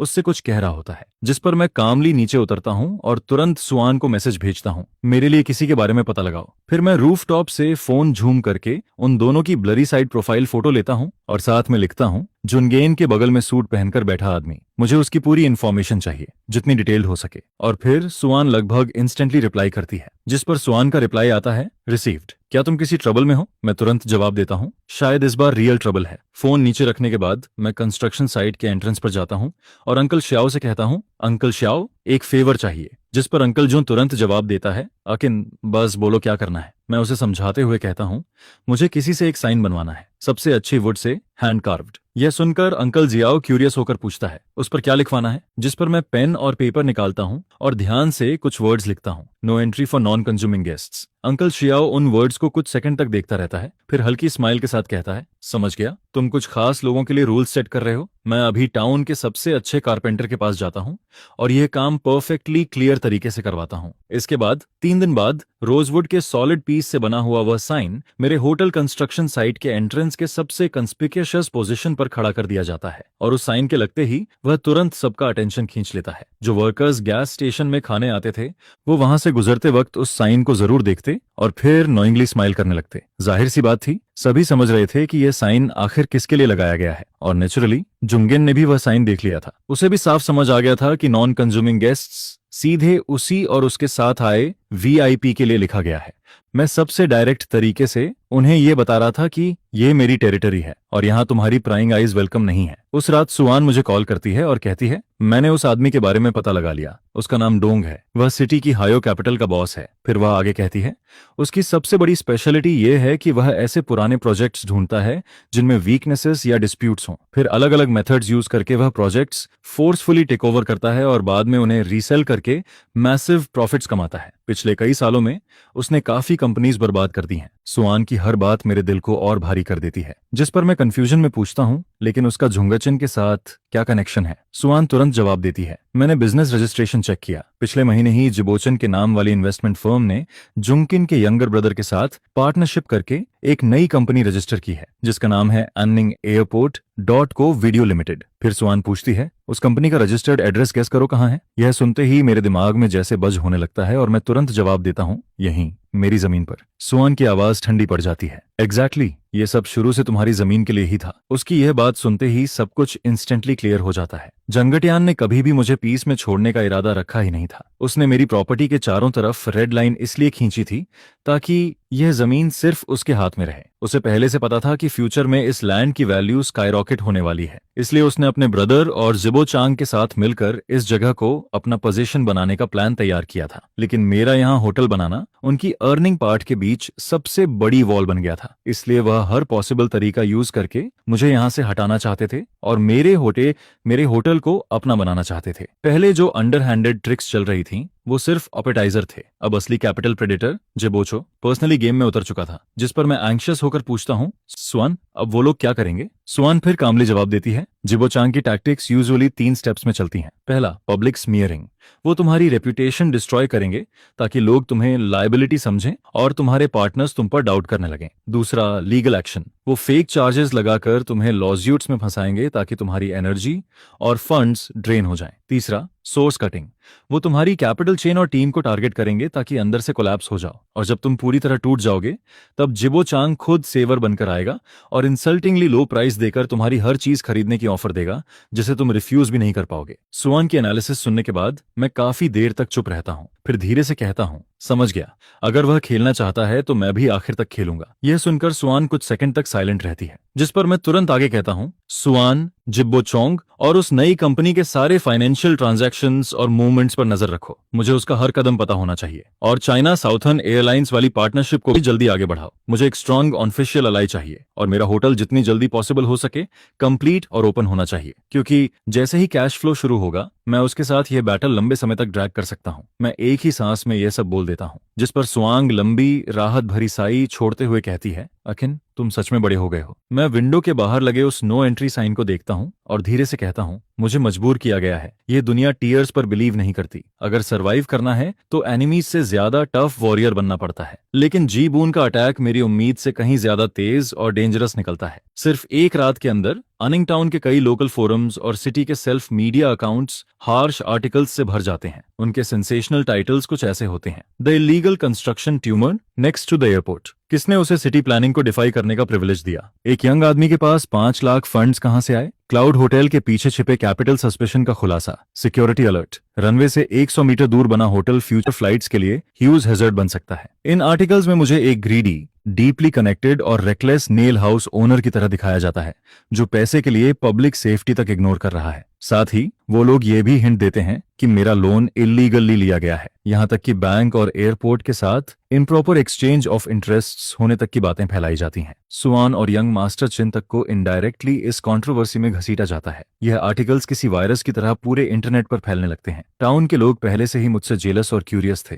और अब तो हर जगह सिर्फ मेरी बातें हो रही थीं। लोग कहने लगते हैं, इतना यंग लड़का आखिर इतना कैपेबल कैसे हो सकता है? जरूर पीछे कोई बड़ा आदमी होगा। अब देखो मामला कितना बड़ा बन गया, देखते हैं अब ये कैसे बचता है। वहीं एंसली तो मेरी हालत देखकर और ज्यादा खुश हो रही थी। वह लोकल वीचैट ग्रुप्स में ये आर्टिकल्स फॉरवर्ड करती और ऊपर से अपना फ्लेवर डालते हुए लिखती। जब इंसान की वर्चुअलिटी उसकी पोजीशन के बराबर नहीं होती तब डिजास्टर आना तय होता है। जल्द ही यह negative public opinion airport project तक भी पहुंच जाती है, जिस पर कमांड सेंटर से डायरेक्टर चिन मुझे तुरंत कॉल करता है। उसकी आवाज में साफ एंग्जाइटी महसूस हो रही थी। वह कहता है, फुइंग क्या तुमने ऑनलाइन आर्टिकल्स देखे? कमांड सेंटर के लीडर्स इस मैटर को बहुत सीरियसली ले रहे हैं। प्रेशर बहुत ज्यादा है। लेकिन मैं काम रहते हुए जवाब देता हूँ, मैंने सब देख लिया है डायरेक्टर चिंग, आप टेंशन मत लीजिए, मैं इसे हैंडल कर लूंगा। इनोसेंट हमेशा इनोसेंट ही रहता है। कॉल खत्म होने के बाद मैं अभी सांस भी नहीं ले पाया था कि अंकल जाओ गुस्से से भरा हुआ मेरे पास आ जाता है। वह आते ही कहता है, आह चिंग, ये लोग बहुत ज्यादा कर रहे हैं। जिस पर मैं कंफ्यूजन में पूछता हूँ, क्या हुआ अंकल जाओ? अंकल जाओ गुस्से में कहता है, सिटी की हुंगा कंस्ट्रक्शन नाम की कंपनी अभी यहाँ आई थी। वो लोग मेरे एक्सपीरियंस्ड वर्कर्स को पोच करने आए थे। डबल सैलरी ऑफर कर रहे थे, साथ में सोशल सिक्योरिटी और हाउसिंग फंड तक देने की बात कर रहे थे। कुछ यंग वर्कर्स तो ऑलमोस्ट टेम्पर्ड भी हो गए थे।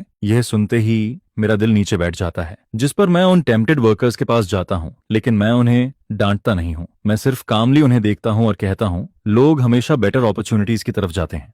अगर तुम जाना चाहते हो तो मैं तुम्हें नहीं रोकूंगा। तुम्हारी वेजेस का एक एक पैसा दिया जाएगा, लेकिन जो यहाँ से जाएगा उसके लिए युंडवान होटल के डोर्स हमेशा के लिए बंद हो जाएंगे। इतना कहकर मैं पीछे मुड़े बिना वहां से चला जाता हूँ। वे यंग वर्कर्स वहीं खड़े एक दूसरे को देखते रहते हैं, लेकिन आखिर में कोई भी नहीं जाता। शायद वो सबसे लॉयल नहीं थे, लेकिन इतने भी स्टूपिड नहीं थे। उन्हें साफ दिख रहा था कि कौन सच में बिजनेस बिल्ड कर रहा है और कौन सिर्फ सैबोटाज करने आया है। अंकल जियाओ की टीम तो स्टेबलाइज हो जाती है, लेकिन उसके तुरंत बाद नई ट्रबलर सामने आने लगती हैं। अगले ही दिन मुझे कोर्ट समन्स रिसीव होता है। एक ऐसी एनवायरमेंटल टेक्नोलॉजी कंपनी जिसका नाम मैंने पहले कभी नहीं सुना था, मेरे खिलाफ ल्यूजिट फाइल करती है। उनका क्लेम होता है कि मेरे कंस्ट्रक्शन का नॉइजेस और लाइट पोल्यूशन उनके प्रिसिजन इंस्ट्रूमेंट्स को सीवियरली डिसरप्ट कर रहा है और कंपेंसेशन के तौर पर 1 मिलियन येन की डिमांड की जाती है। साथ ही वो लोग डिमांड करते हैं कि मेरा होटल कंस्ट्रक्शन तुरंत हल्ट किया जाए। लेकिन सबसे मजेदार बात यह थी कि उस कंपनी का रजिस्टर्ड एड्रेस कई किलोमीटर दूर एक ऐसे वेस्टलैंड में था जहां इंसान तक नजर नहीं आता था। यह पूरी तरह ब्लेटेंटली मिलिशियस लॉसूट था, जिसका मकसद सिर्फ मुझे स्टॉल करना और मेरे फंड्स ड्रेन करना था। मेरे पास मजबूरी में लॉयर हायर करने के अलावा कोई ऑप्शन नहीं बचता,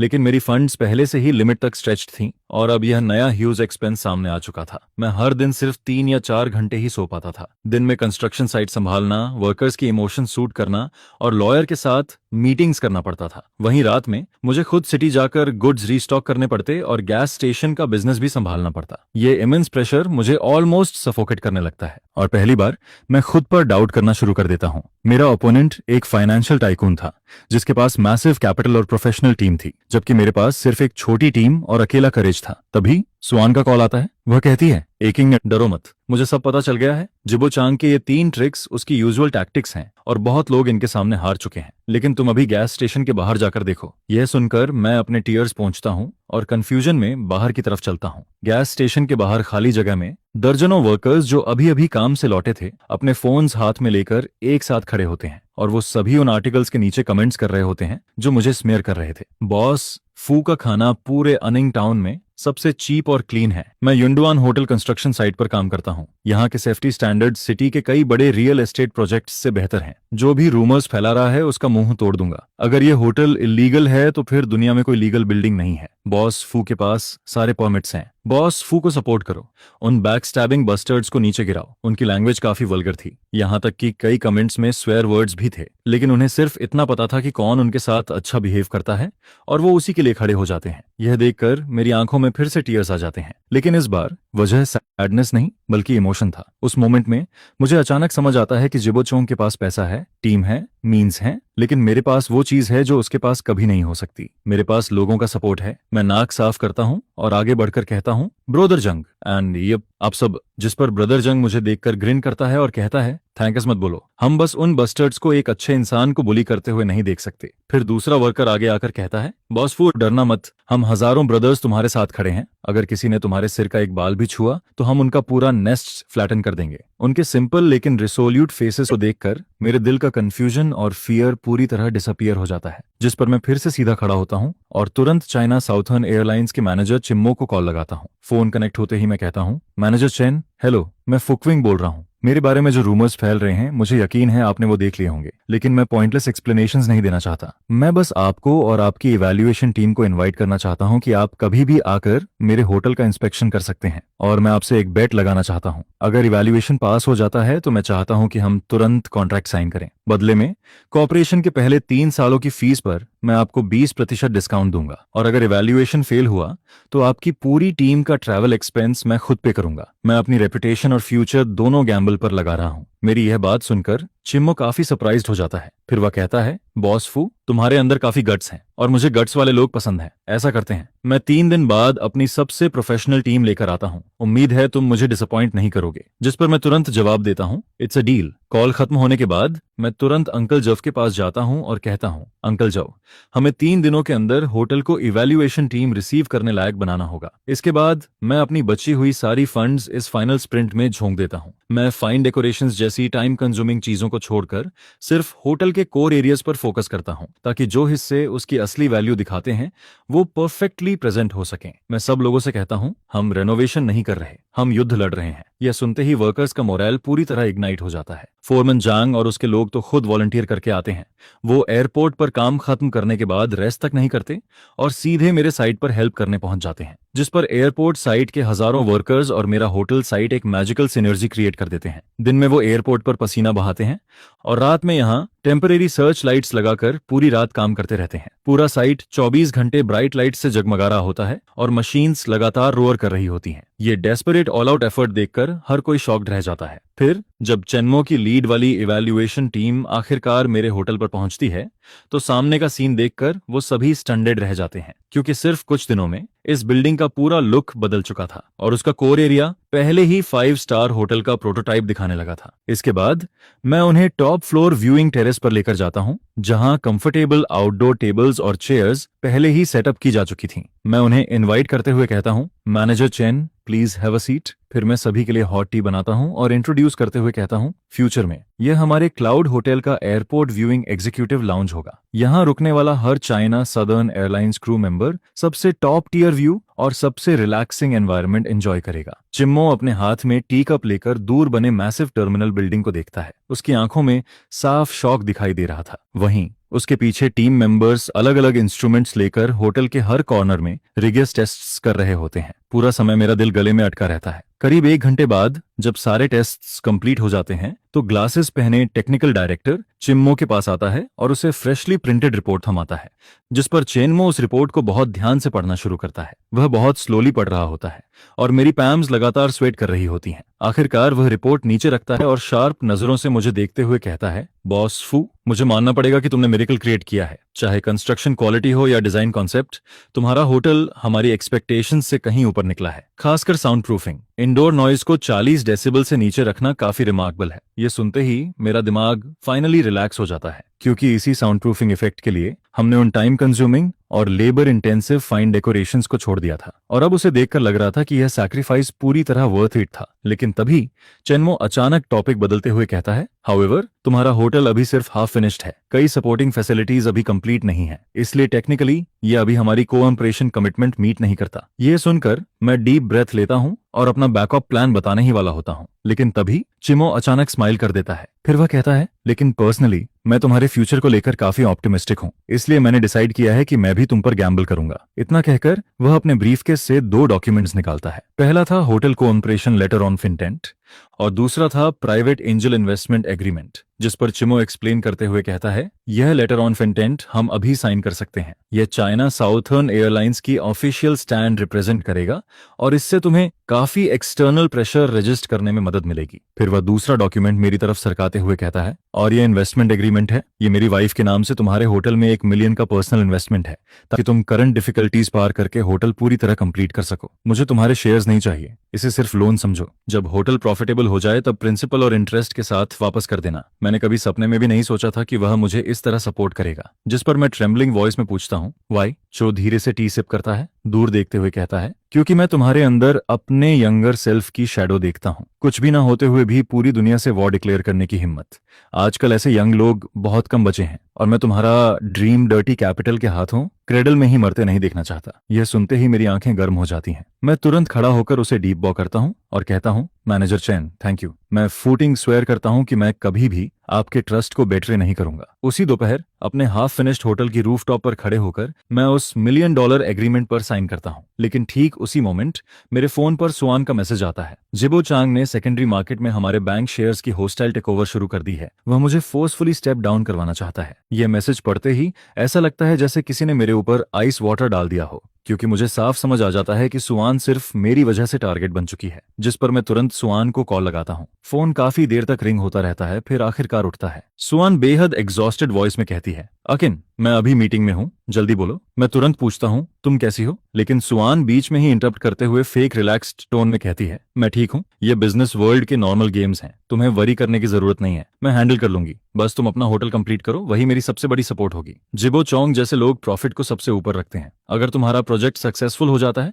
तो यह प्रूव करेगा कि मेरा इनिशियल जजमेंट सही था। तब बैंक बोर्ड के वो ओल्ड गीजर्स कुछ नहीं बोल पाएंगे। मैं समझ रहा था कि वह सिर्फ मुझे कंफर्ट कर रही है। असल में जिबो चोंग अपनी मैसिव कैपिटल से पूरे बैंक पर प्रेशर डाल रहा था, ताकि वो लोग सुआन को सैक्रिफाइस कर दें, क्योंकि उसी ने मेरा लोन अप्रूव किया था। मैं फोन पर धीरे से कहता हूँ, सुआन, आई एम सॉरी। फोन के दूसरी तरफ वो कुछ पल के लिए चुप रहती है, जिस पर फिर मुझे दिलासा देते हुए कहती है, हम दोस्त हैं। मैंने तुम्हारी मदद किसी इन्वेस्टमेंट की तरह नहीं, बल्कि ट्रस्ट की वजह से की है। इतना ज्यादा मत सोचो, बस प्लान के हिसाब से आगे बढ़ो। याद रखना, अगर तुम जीते तो हम सब जीतेंगे। यह कहकर वो बोलती है, अभी फोन रखती हूँ, बाद में बात करेंगे। जिसके बाद मैं फोन काट देता हूँ। उसके ट्रस्ट भरे शब्द मेरे दिल पर किसी भारी पत्थर की तरह असर कर रहे थे। मैं हार नहीं सकता था, सिर्फ अपने होटल की वजह से नहीं, बल्कि सुआंग के फ्यूचर और चिन के ट्रस्ट की वजह से भी। इसके बाद मैं वापस कंस्ट्रक्शन साइट पर पहुंचता हूं, जहां अंकल जियाओ और बाकी वर्कर्स बेचैनी से मेरा इंतजार कर रहे होते हैं। जैसे ही वो मुझे देखते हैं, सब चिंता भरे अंदाज में पूछते हैं, चाइना साउथर्न एयरलाइंस वालों ने क्या कहा? जिस पर मैं अपने सारे इमोशंस छुपाकर चेहरे पर मुस्कान लाता हूं और कहता हूं,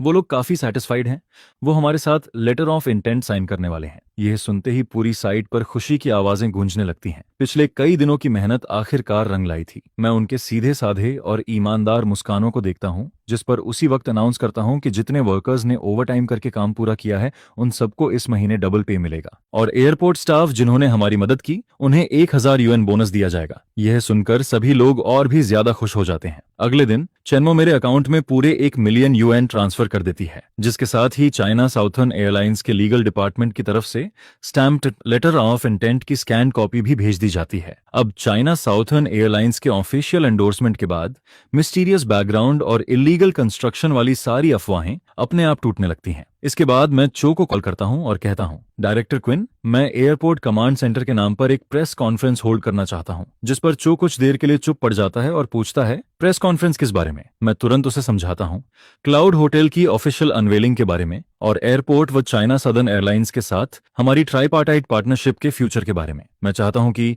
सिटी और प्रोविंस के सभी बड़े मीडिया रिपोर्टर्स वहां मौजूद रहें। इससे होटल की पूरी कहानी सबके सामने क्लियर हो जाएगी और चाइना साउथर्न एयरलाइंस के साथ हुए एग्रीमेंट और सारे लीगल प्रोसीजर्स भी पब्लिक के सामने आ जाएंगे। यह सुनकर टिंगो तुरंत मेरी इंटेंशन समझ जाता है और कहता है, तुम उनके मोमेंटम को उन्हीं के खिलाफ इस्तेमाल करना चाहते हो और पब्लिक ओपिनियन को पूरी तरह पलटना चाहते हो।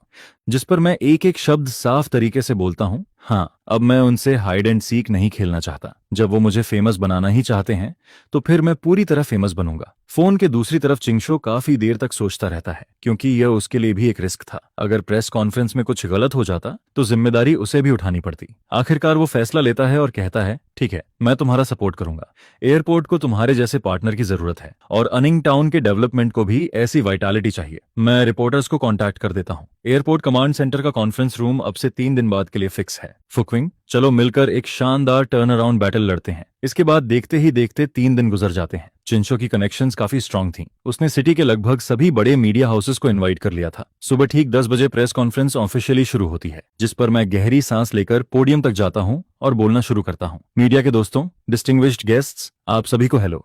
मेरा नाम फ्यूइन है और मैं क्लाउड होटल का फाउंडर हूं। मुझे पता है कि हाल के दिनों में मेरे और इस होटल को लेकर ऑनलाइन काफी रूमर्स फैलाए गए हैं। कुछ लोग कहते हैं कि मैं मिस्टीरियस हूं, कुछ कहते हैं कि मेरे फंड्स का सोर्स अननोन है और कुछ लोग इस बिल्डिंग को एयरपोर्ट के पास बना कैंसर तक कहते हैं। लेकिन आज मैं यहाँ सिर्फ एक बात कहने आया हूँ, इनमें से कुछ भी सच नहीं है। मैं बस अनिंग टाउन का एक ऑर्डिनरी लड़का हूँ। मेरे पेरेंट्स बहुत पहले गुजर गए थे और मेरे लिए ये पुराना घर छोड़ गए थे। जब पूरा टाउन डेमोलिश हो रहा था और सिर्फ मेरा घर रेड लाइन के बाहर बचा था, तब मैंने ना रोया और ना शिकायत की।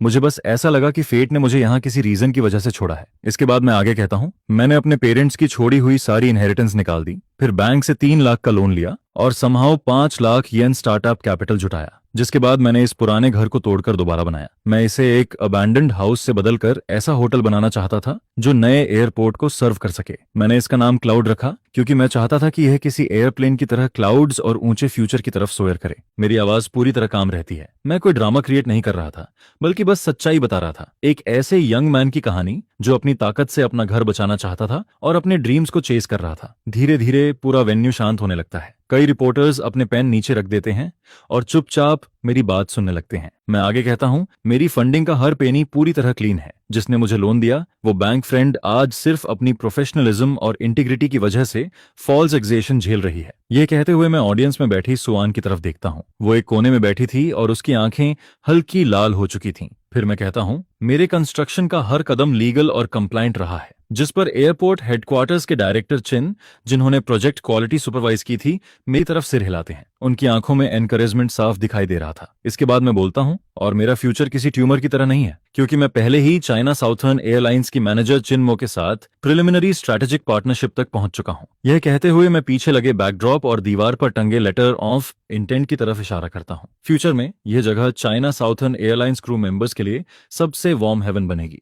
जैसे ही मैं अपनी बात खत्म करता हूं, पूरा वेन्यू अचानक हंगामे से भर जाता है। चाइना साउथर्न एयरलाइंस के साथ ऑफिशियल पार्टनरशिप यह आज की सबसे बड़ी खबर थी। उस डॉक्यूमेंट के सामने सारे डाउट्स फीके और कमजोर लगने लगे थे। इसके बाद मैं फ्रंट रो में बैठे अंकल जाओ और 4-मैन जंग की तरफ इशारा करके साफ शब्दों में कहता हूं, हो सकता है मेरे पास कोई बड़ा बैकग्राउंड या बैकिंग ना हो, लेकिन मेरे पास अपने होम टाउन के लिए कुछ करने का दिल जरूर है। मुझे सपोर्ट करती है यह जमीन जिससे मैं प्यार करता हूं, वो लीडर्स जो मेरा सपोर्ट कर रहे हैं, वो पार्टनर्स जो मुझ पर ट्रस्ट करते हैं और वो वर्कर्स जो मेरे साथ खून और पसीना बहा रहे हैं। इसके बाद प्रेस कॉन्फ्रेंस Q&A सेशन में एंटर करती है। तभी एक मेल रिपोर्टर खड़ा होकर तेज आवाज में पूछता है, मिस्टर फू, आपने अभी कहा कि आपकी बैंक फ्रेंड को आपकी वजह से सप्रेस किया जा रहा है। जहां तक मुझे पता है, हाल ही में हायू कैपिटल नाम की कंपनी आपकी फ्रेंड के बैंक पर होस्टाइल टेकओवर कर रही है और ऑनलाइन आपको बदनाम करने वाले सेल्फ मीडिया अकाउंट्स के पीछे भी हायू कैपिटल का शैडो दिखाई देता है। क्या आपको लगता है कि यह सब आपको टारगेट करने वाला मैलिशियस कमर्शियल एक्ट है? यह सुनते ही पूरे वेन्यू की नजरें मुझ पर टिक जाती हैं, जिस पर मैं कुछ पल चुप रहता हूं,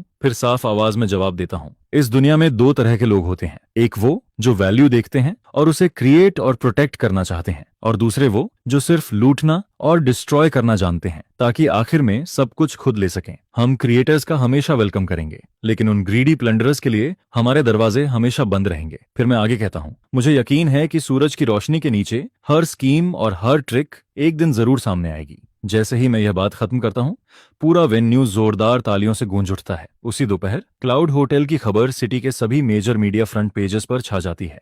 अब मेरी इमेज किसी कंट्रोवर्शियल नेल हाउस ओनर की नहीं, बल्कि एक लेजेंडरी एंटरप्रेन्योरियल पायनियर की बन चुकी थी। एक ऐसा इंडिपेंडेंट, टफ और आउटस्टैंडिंग यंग मैन जिसने अनफेयर फेट और कैपिटल के सामने झुकने से इनकार कर दिया था। लेकिन प्रेस कॉन्फ्रेंस खत्म होने के सिर्फ दूसरे दिन ही नई मुसीबत आ जाती है। सुबह सुबह सेक्रेटरी जब भागते हुए मेरे पास आता है और चिल्लाकर कहता है, एकिंग बड़ी प्रॉब्लम हो गई। जिस पर मैं तुरंत पूछता हूँ, क्या हुआ? वो घबराकर कहता है, होटल का वाटर सप्लाई कट कर दिया गया है। यह सुनते ही मेरा दिल बैठ जाता है। मैं तुरंत पूछता हूँ, क्या हुआ? हमने वाटर बिल टाइम पर पे नहीं किया था क्या? जिस पर अंकल जाओ तुरंत जवाब देता है, किया था, लेकिन टाउन वाटर प्लांट वालों का कहना है कि हमारे एरिया की मेन पाइपलाइन रिपेयर के लिए 1 हफ्ते तक बंद रहेगी। यह लोकल पुलिस का सबसे कॉमन डर्टी ट्रिक था। बिना पानी के होटल का फाइनल रेनोवेशन वर्क पूरी तरह रुक जाता, और उससे भी बुरी बात, हमारा बिजनेस नॉर्मली ऑपरेट ही नहीं कर पाता। मैं तुरंत अंकल चिन के बारे में सोचता हूँ, लेकिन इससे पहले कि मैं उसे कॉल करता, तभी एक अनएक्सपेक्टेड आदमी मेरे दरवाजे पर आ पहुंचता है। वो खुद का इंट्रोडक्शन देते हुए कहता है, मेरा नाम वोंग व्यू है। मैं पहले होंगू ग्रुप का चेयरमैन हुआ करता था। होंगू ग्रुप, ये नाम मुझे थोड़ा फेमिलियर लगता है। शायद ये सिटी की कभी बहुत फेमस रियल एस्टेट कंपनी थी, लेकिन मैंने सुना था कि कुछ साल पहले कैपिटल चेन टूटने की वजह से यह ओवरनाइट बैंकक्रप्ट हो गई थी। जिस पर वी गो मुझे बेहद कॉम्प्लेक्स नजरों से देखता है और कहता है, मैं आज यहाँ तुम्हें कुछ बताने आया हूँ। हायू कैपिटल का बॉस जिसने तुम्हें इस हालत तक पहुंचाया है, जिरबोचोंग, वही आदमी है जिसने बिल्कुल इसी तरीके से मुझे भी बर्बाद किया था। यह सुनते ही मुझे तुरंत समझ आ जाता है कि मेरे सामने खड़ा आदमी कोई एनिमी नहीं, बल्कि मेरा नेचुरल एलाय है। जिस पर मैं क्यूरियोसिटी के साथ पूछता हूँ, चेयरमैन वोंग, आखिर हुआ क्या था? जिसके बाद वुआ दर्द भरी यादों में खो जाता है और कहता है, मैं भी तुम्हारी तरह एक बड़े कमर्शियल कॉम्प्लेक्स को डेवलप कर रहा था। मैंने अपनी पूरी नेटवर्थ उसमें लगा दी थी, लेकिन जब प्रोजेक्ट ऑलमोस्ट कंप्लीट होने वाला था, तभी जीबी सामने आया। फिर वो किसी सेवर की तरह दिखावा करते हुए आया और 30% से भी कम कीमत पर मेरे सारे शेयर्स और लगभग तैयार प्रोजेक्ट को खरीद लिया। देखते ही देखते मैं बिलियनियर से कर्ज में डूबा हुआ एक गरीब आदमी बन गया। वुआ की कहानी और जो कुछ मैं अभी फेस कर रहा था, दोनों में खतरनाक समानता थी। फर्क सिर्फ इतना था कि उसका एंडिंग कहीं ज्यादा ट्रैजिक था। इसके बाद वुआ अपने ब्रीफ केस डॉक्यूमेंट्स का एक मोटा बंडल निकालता है और कहता है, मैं इतने सालों से उसके क्राइम्स के एविडेंस कलेक्ट कर रहा हूँ। जिबॉक बहुत रूथलेस आदमी है, लेकिन उतना ही ओवर कॉन्फिडेंट भी। उसके कई शेडी डील्स के ट्रेस अभी भी मौजूद हैं। ये सब ओवरसीज शेल कंपनीज के जरिए किए गए थे। उसे लगा कि कोई कभी पता नहीं लगा पाएगा, लेकिन जो इंसान इतने सालों से उसके लिए यह सब ऑपरेट कर रहा था, वो असल में मेरा प्लांटेड इनसाइडर था। यह कहते हुए वो एक एक डॉक्यूमेंट मेरी तरफ बढ़ाता है। ये उसके टैक्स इवेजन के एविडेंस हैं, ये इलीगल एसेट ट्रांसफर के प्रूफ हैं, और ये ब्रेबरी के रिकॉर्ड्स। इनमें से कोई एक भी उसे खत्म करने के लिए काफी है। मैं उन डॉक्यूमेंट्स को देखता हूँ जिस पर मेरी सांसें भारी होने लगती हैं। ये सिर्फ पेपर्स नहीं थे, यह साफ तौर पर एक ऐसी हंटिंग राइफल थी जो सीधे जिबोचोंग को खत्म कर सकती थी। जिस पर मैं उत्सुकता से पूछता हूँ, चेयरमैन वोंग, अगर आपके पास इतना सब कुछ था तो आपने उसे रिपोर्ट क्यों नहीं किया? यह सुनकर वो कड़वी मुस्कान देता है और सिर हिलाते हुए कह रहा है, कोई फायदा नहीं, मैंने कोशिश की थी, लेकिन जिबो की कनेक्शंस बहुत स्ट्रांग हैं। मेरे जैसा बैंकरप्ट बूढ़ा आदमी कोई वेव क्रिएट नहीं कर सकता। ये सारे मटेरियल्स हर बार सबमिट करने के बाद गायब हो जाते थे। इसके बाद वो सिर उठाकर मेरी तरफ देखता है। उसकी आंखों में आग जल रही थी। वो कहता है, लेकिन तुम अलग हो। तुम्हारे पास एयरपोर्ट प्रोजेक्ट है, चाइना साउथर्न एयरलाइंस का बैकिंग है, तुम्हारे पास वो अटेंशन और इन्फ्लुएंस है जिसे वो इग्नोर नहीं कर सकते। मेरे हाथों में ये बस स्क्रैप आयरन है, लेकिन तुम्हारे हाथों में यही चीज ड्रैगन का सिर काट सकती है। ये सुनते ही मेरे हाथ हल्के कांपते हैं। जब मैं उन भारी डॉक्यूमेंट्स को पकड़ता हूँ, मुझे समझ आ जाता है वह यहाँ मुझसे मदद मांगने नहीं आया था, वो अपने रिवेंज की उम्मीद मुझे सौंपने आया था। उसी वक्त टीनो का कॉल आता है। फोन पर वो कहता है, मुझे वाटर शट ऑफ के बारे में पता चल गया है। मैंने अभी सिटी लीडर्स को इन्फॉर्म किया है और मेयर इस बात पर फ्यूरियस है। वो खुद इस मैटर को देख रहा है। ज्यादा से ज्यादा आधे घंटे में वाटर और पावर दोनों वापस नॉर्मल हो जाएंगे। और एक और बात, म्यूनिसिपल डिसिप्लिनरी इंस्पेक्शन टीम पहले ही अनिंग टाउन पहुंच चुकी है। सबसे पहले वो जोंग डेटियन को समन करने वाले हैं। मेरे हाथों में डॉक्यूमेंट्स थे और कानों में चिंगू की आवाज गूंज रही थी, जिस पर मेरे अंदर इमोशंस का अजीब मिक्स बनने लगता है। मुझे पता चल चुका था कि अब काउंटर अटैक का समय आ गया है। मैं सिर उठाकर बेहद फर्म नजरों से सामने देखता हूँ और धीरे से कहता हूँ, यह ब्लेड मैं एक्सेप्ट करता हूँ। मैं प्रॉमिस करता हूँ, जस्टिस चाहे देर से आए, लेकिन कभी एब्सेंट नहीं होगा। डिसिप्लिनरी इंस्पेक्शन टीम के अनिंग टाउन पहुंचने की खबर वाटर शट ऑफ नोटिस से भी ज्यादा तेजी से फैल जाती है। जंग डेटियन को पूछताछ के लिए ले जाया जाता है, जहां पूरे 5 घंटे तक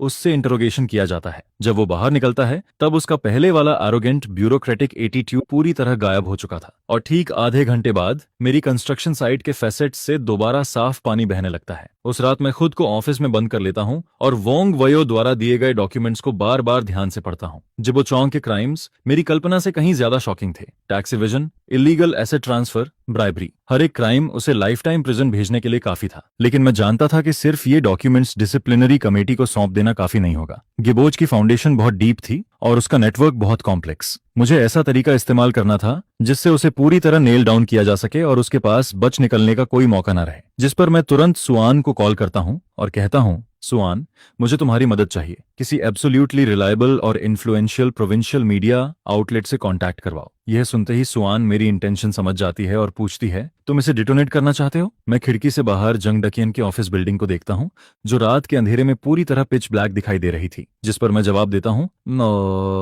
नहीं, मैं उसे ट्रायल पर चढ़ाना चाहता हूं। इसके बाद सुआन मुझे बताती है, प्रोविंशियल टीवी स्टेशन के फोकस ट्रैकिंग प्रोग्राम का एक प्रोड्यूसर मेरा कॉलेज सीनियर है। वो बहुत अपराइट इंसान है और कैपिटल मार्केट की शेडी डील्स से सबसे ज्यादा नफरत करता है।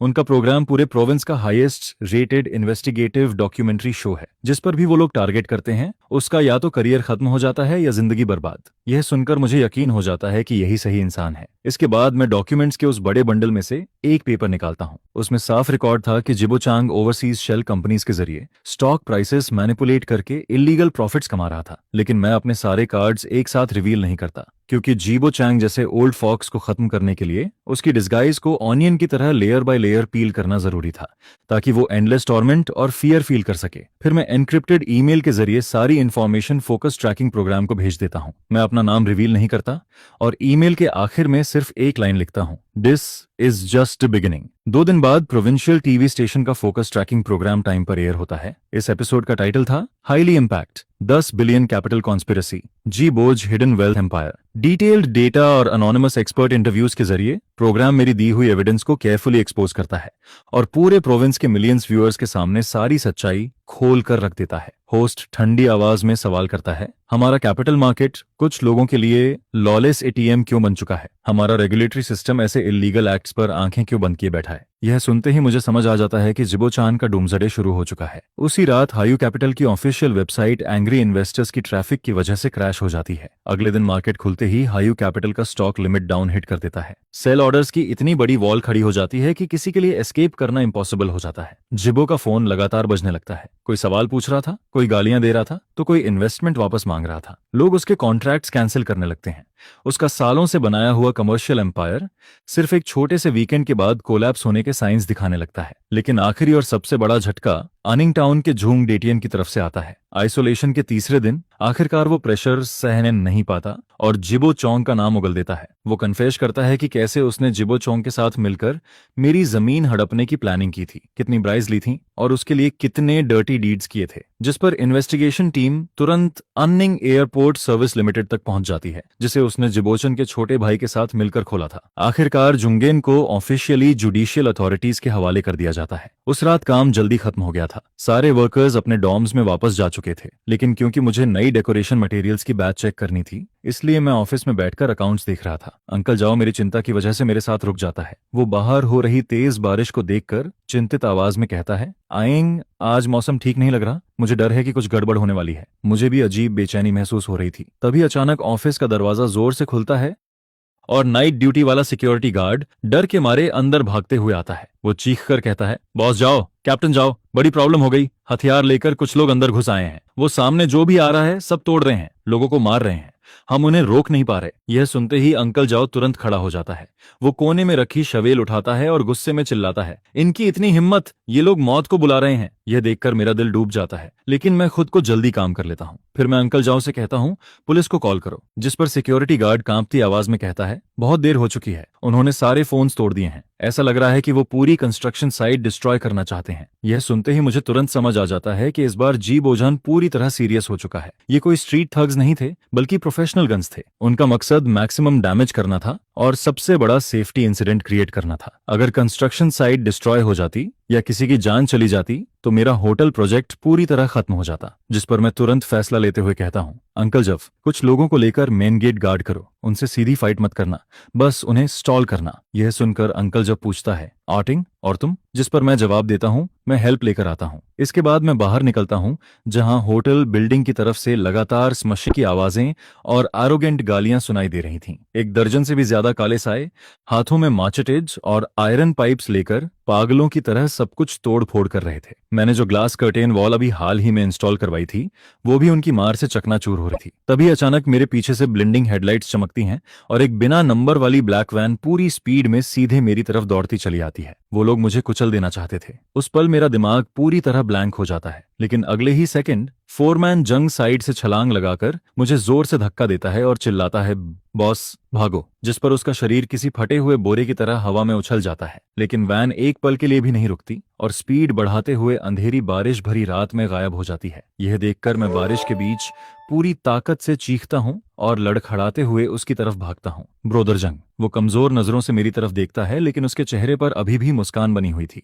वो धीमी आवाज में कहता है, जल्दी जाओ। मेरे आंसू बारिश में मिल जाते हैं और मेरी नजरें धुंधली होने लगती हैं, जिस पर मैं कांपती आवाज में कहता हूं, मैं नहीं जा सकता। अगर मैं चला गया तो अंकल एक्स और बाकी लोगों का क्या होगा? अगर मैं वहां से भाग जाता तो ब्रदर जंग का बहाया हुआ खून बेकार चला जाता। उसी पल मेरे दिल की गहराई से एक ऐसा गुस्सा और मर्डरर इंटेंट उठता है जैसा मैंने पहले कभी फील नहीं किया था। मैं सिर उठाकर उन थग्स को देखता हूं जो अभी भी होटल में तोड़फोड़ कर रहे थे। मेरी आंखें अंटार्कटिक आइस की तरह ठंडी हो चुकी थीं। इसके बाद मैं अपनी कार की तरफ नहीं जाता, बल्कि मुड़कर कंस्ट्रक्शन साइट के कोने में खड़े आइडल बुलडोजर की तरफ दौड़ पड़ता हूं। बॉस जंग ने पहले मुझे इस स्टील मॉन्स्टर को चलाना सिखाया था। मैं उसे स्टार्ट करता हूं, जिसके साथ ही वह स्टील बीस्ट बारिश भरी रात में जाग उठता है और डीफेनिंग रोअर निकालता है। यह सुनते ही सारे थग्स डरकर रुक जाते हैं। फिर मैं बुलडोजर को धीरे धीरे लेकिन अनस्टॉपेबल कोर्सिशन के साथ उनकी तरफ बढ़ाना शुरू करता हूं। एक थग डर के मारे चिल्लाता है, पाए के पागल है ये गन? ये आदमी पूरी तरह मैडमैन है, जिस पर सबकी हालत खराब हो जाती है और वो लोग डर के मारे चारों तरफ भागने लगते हैं।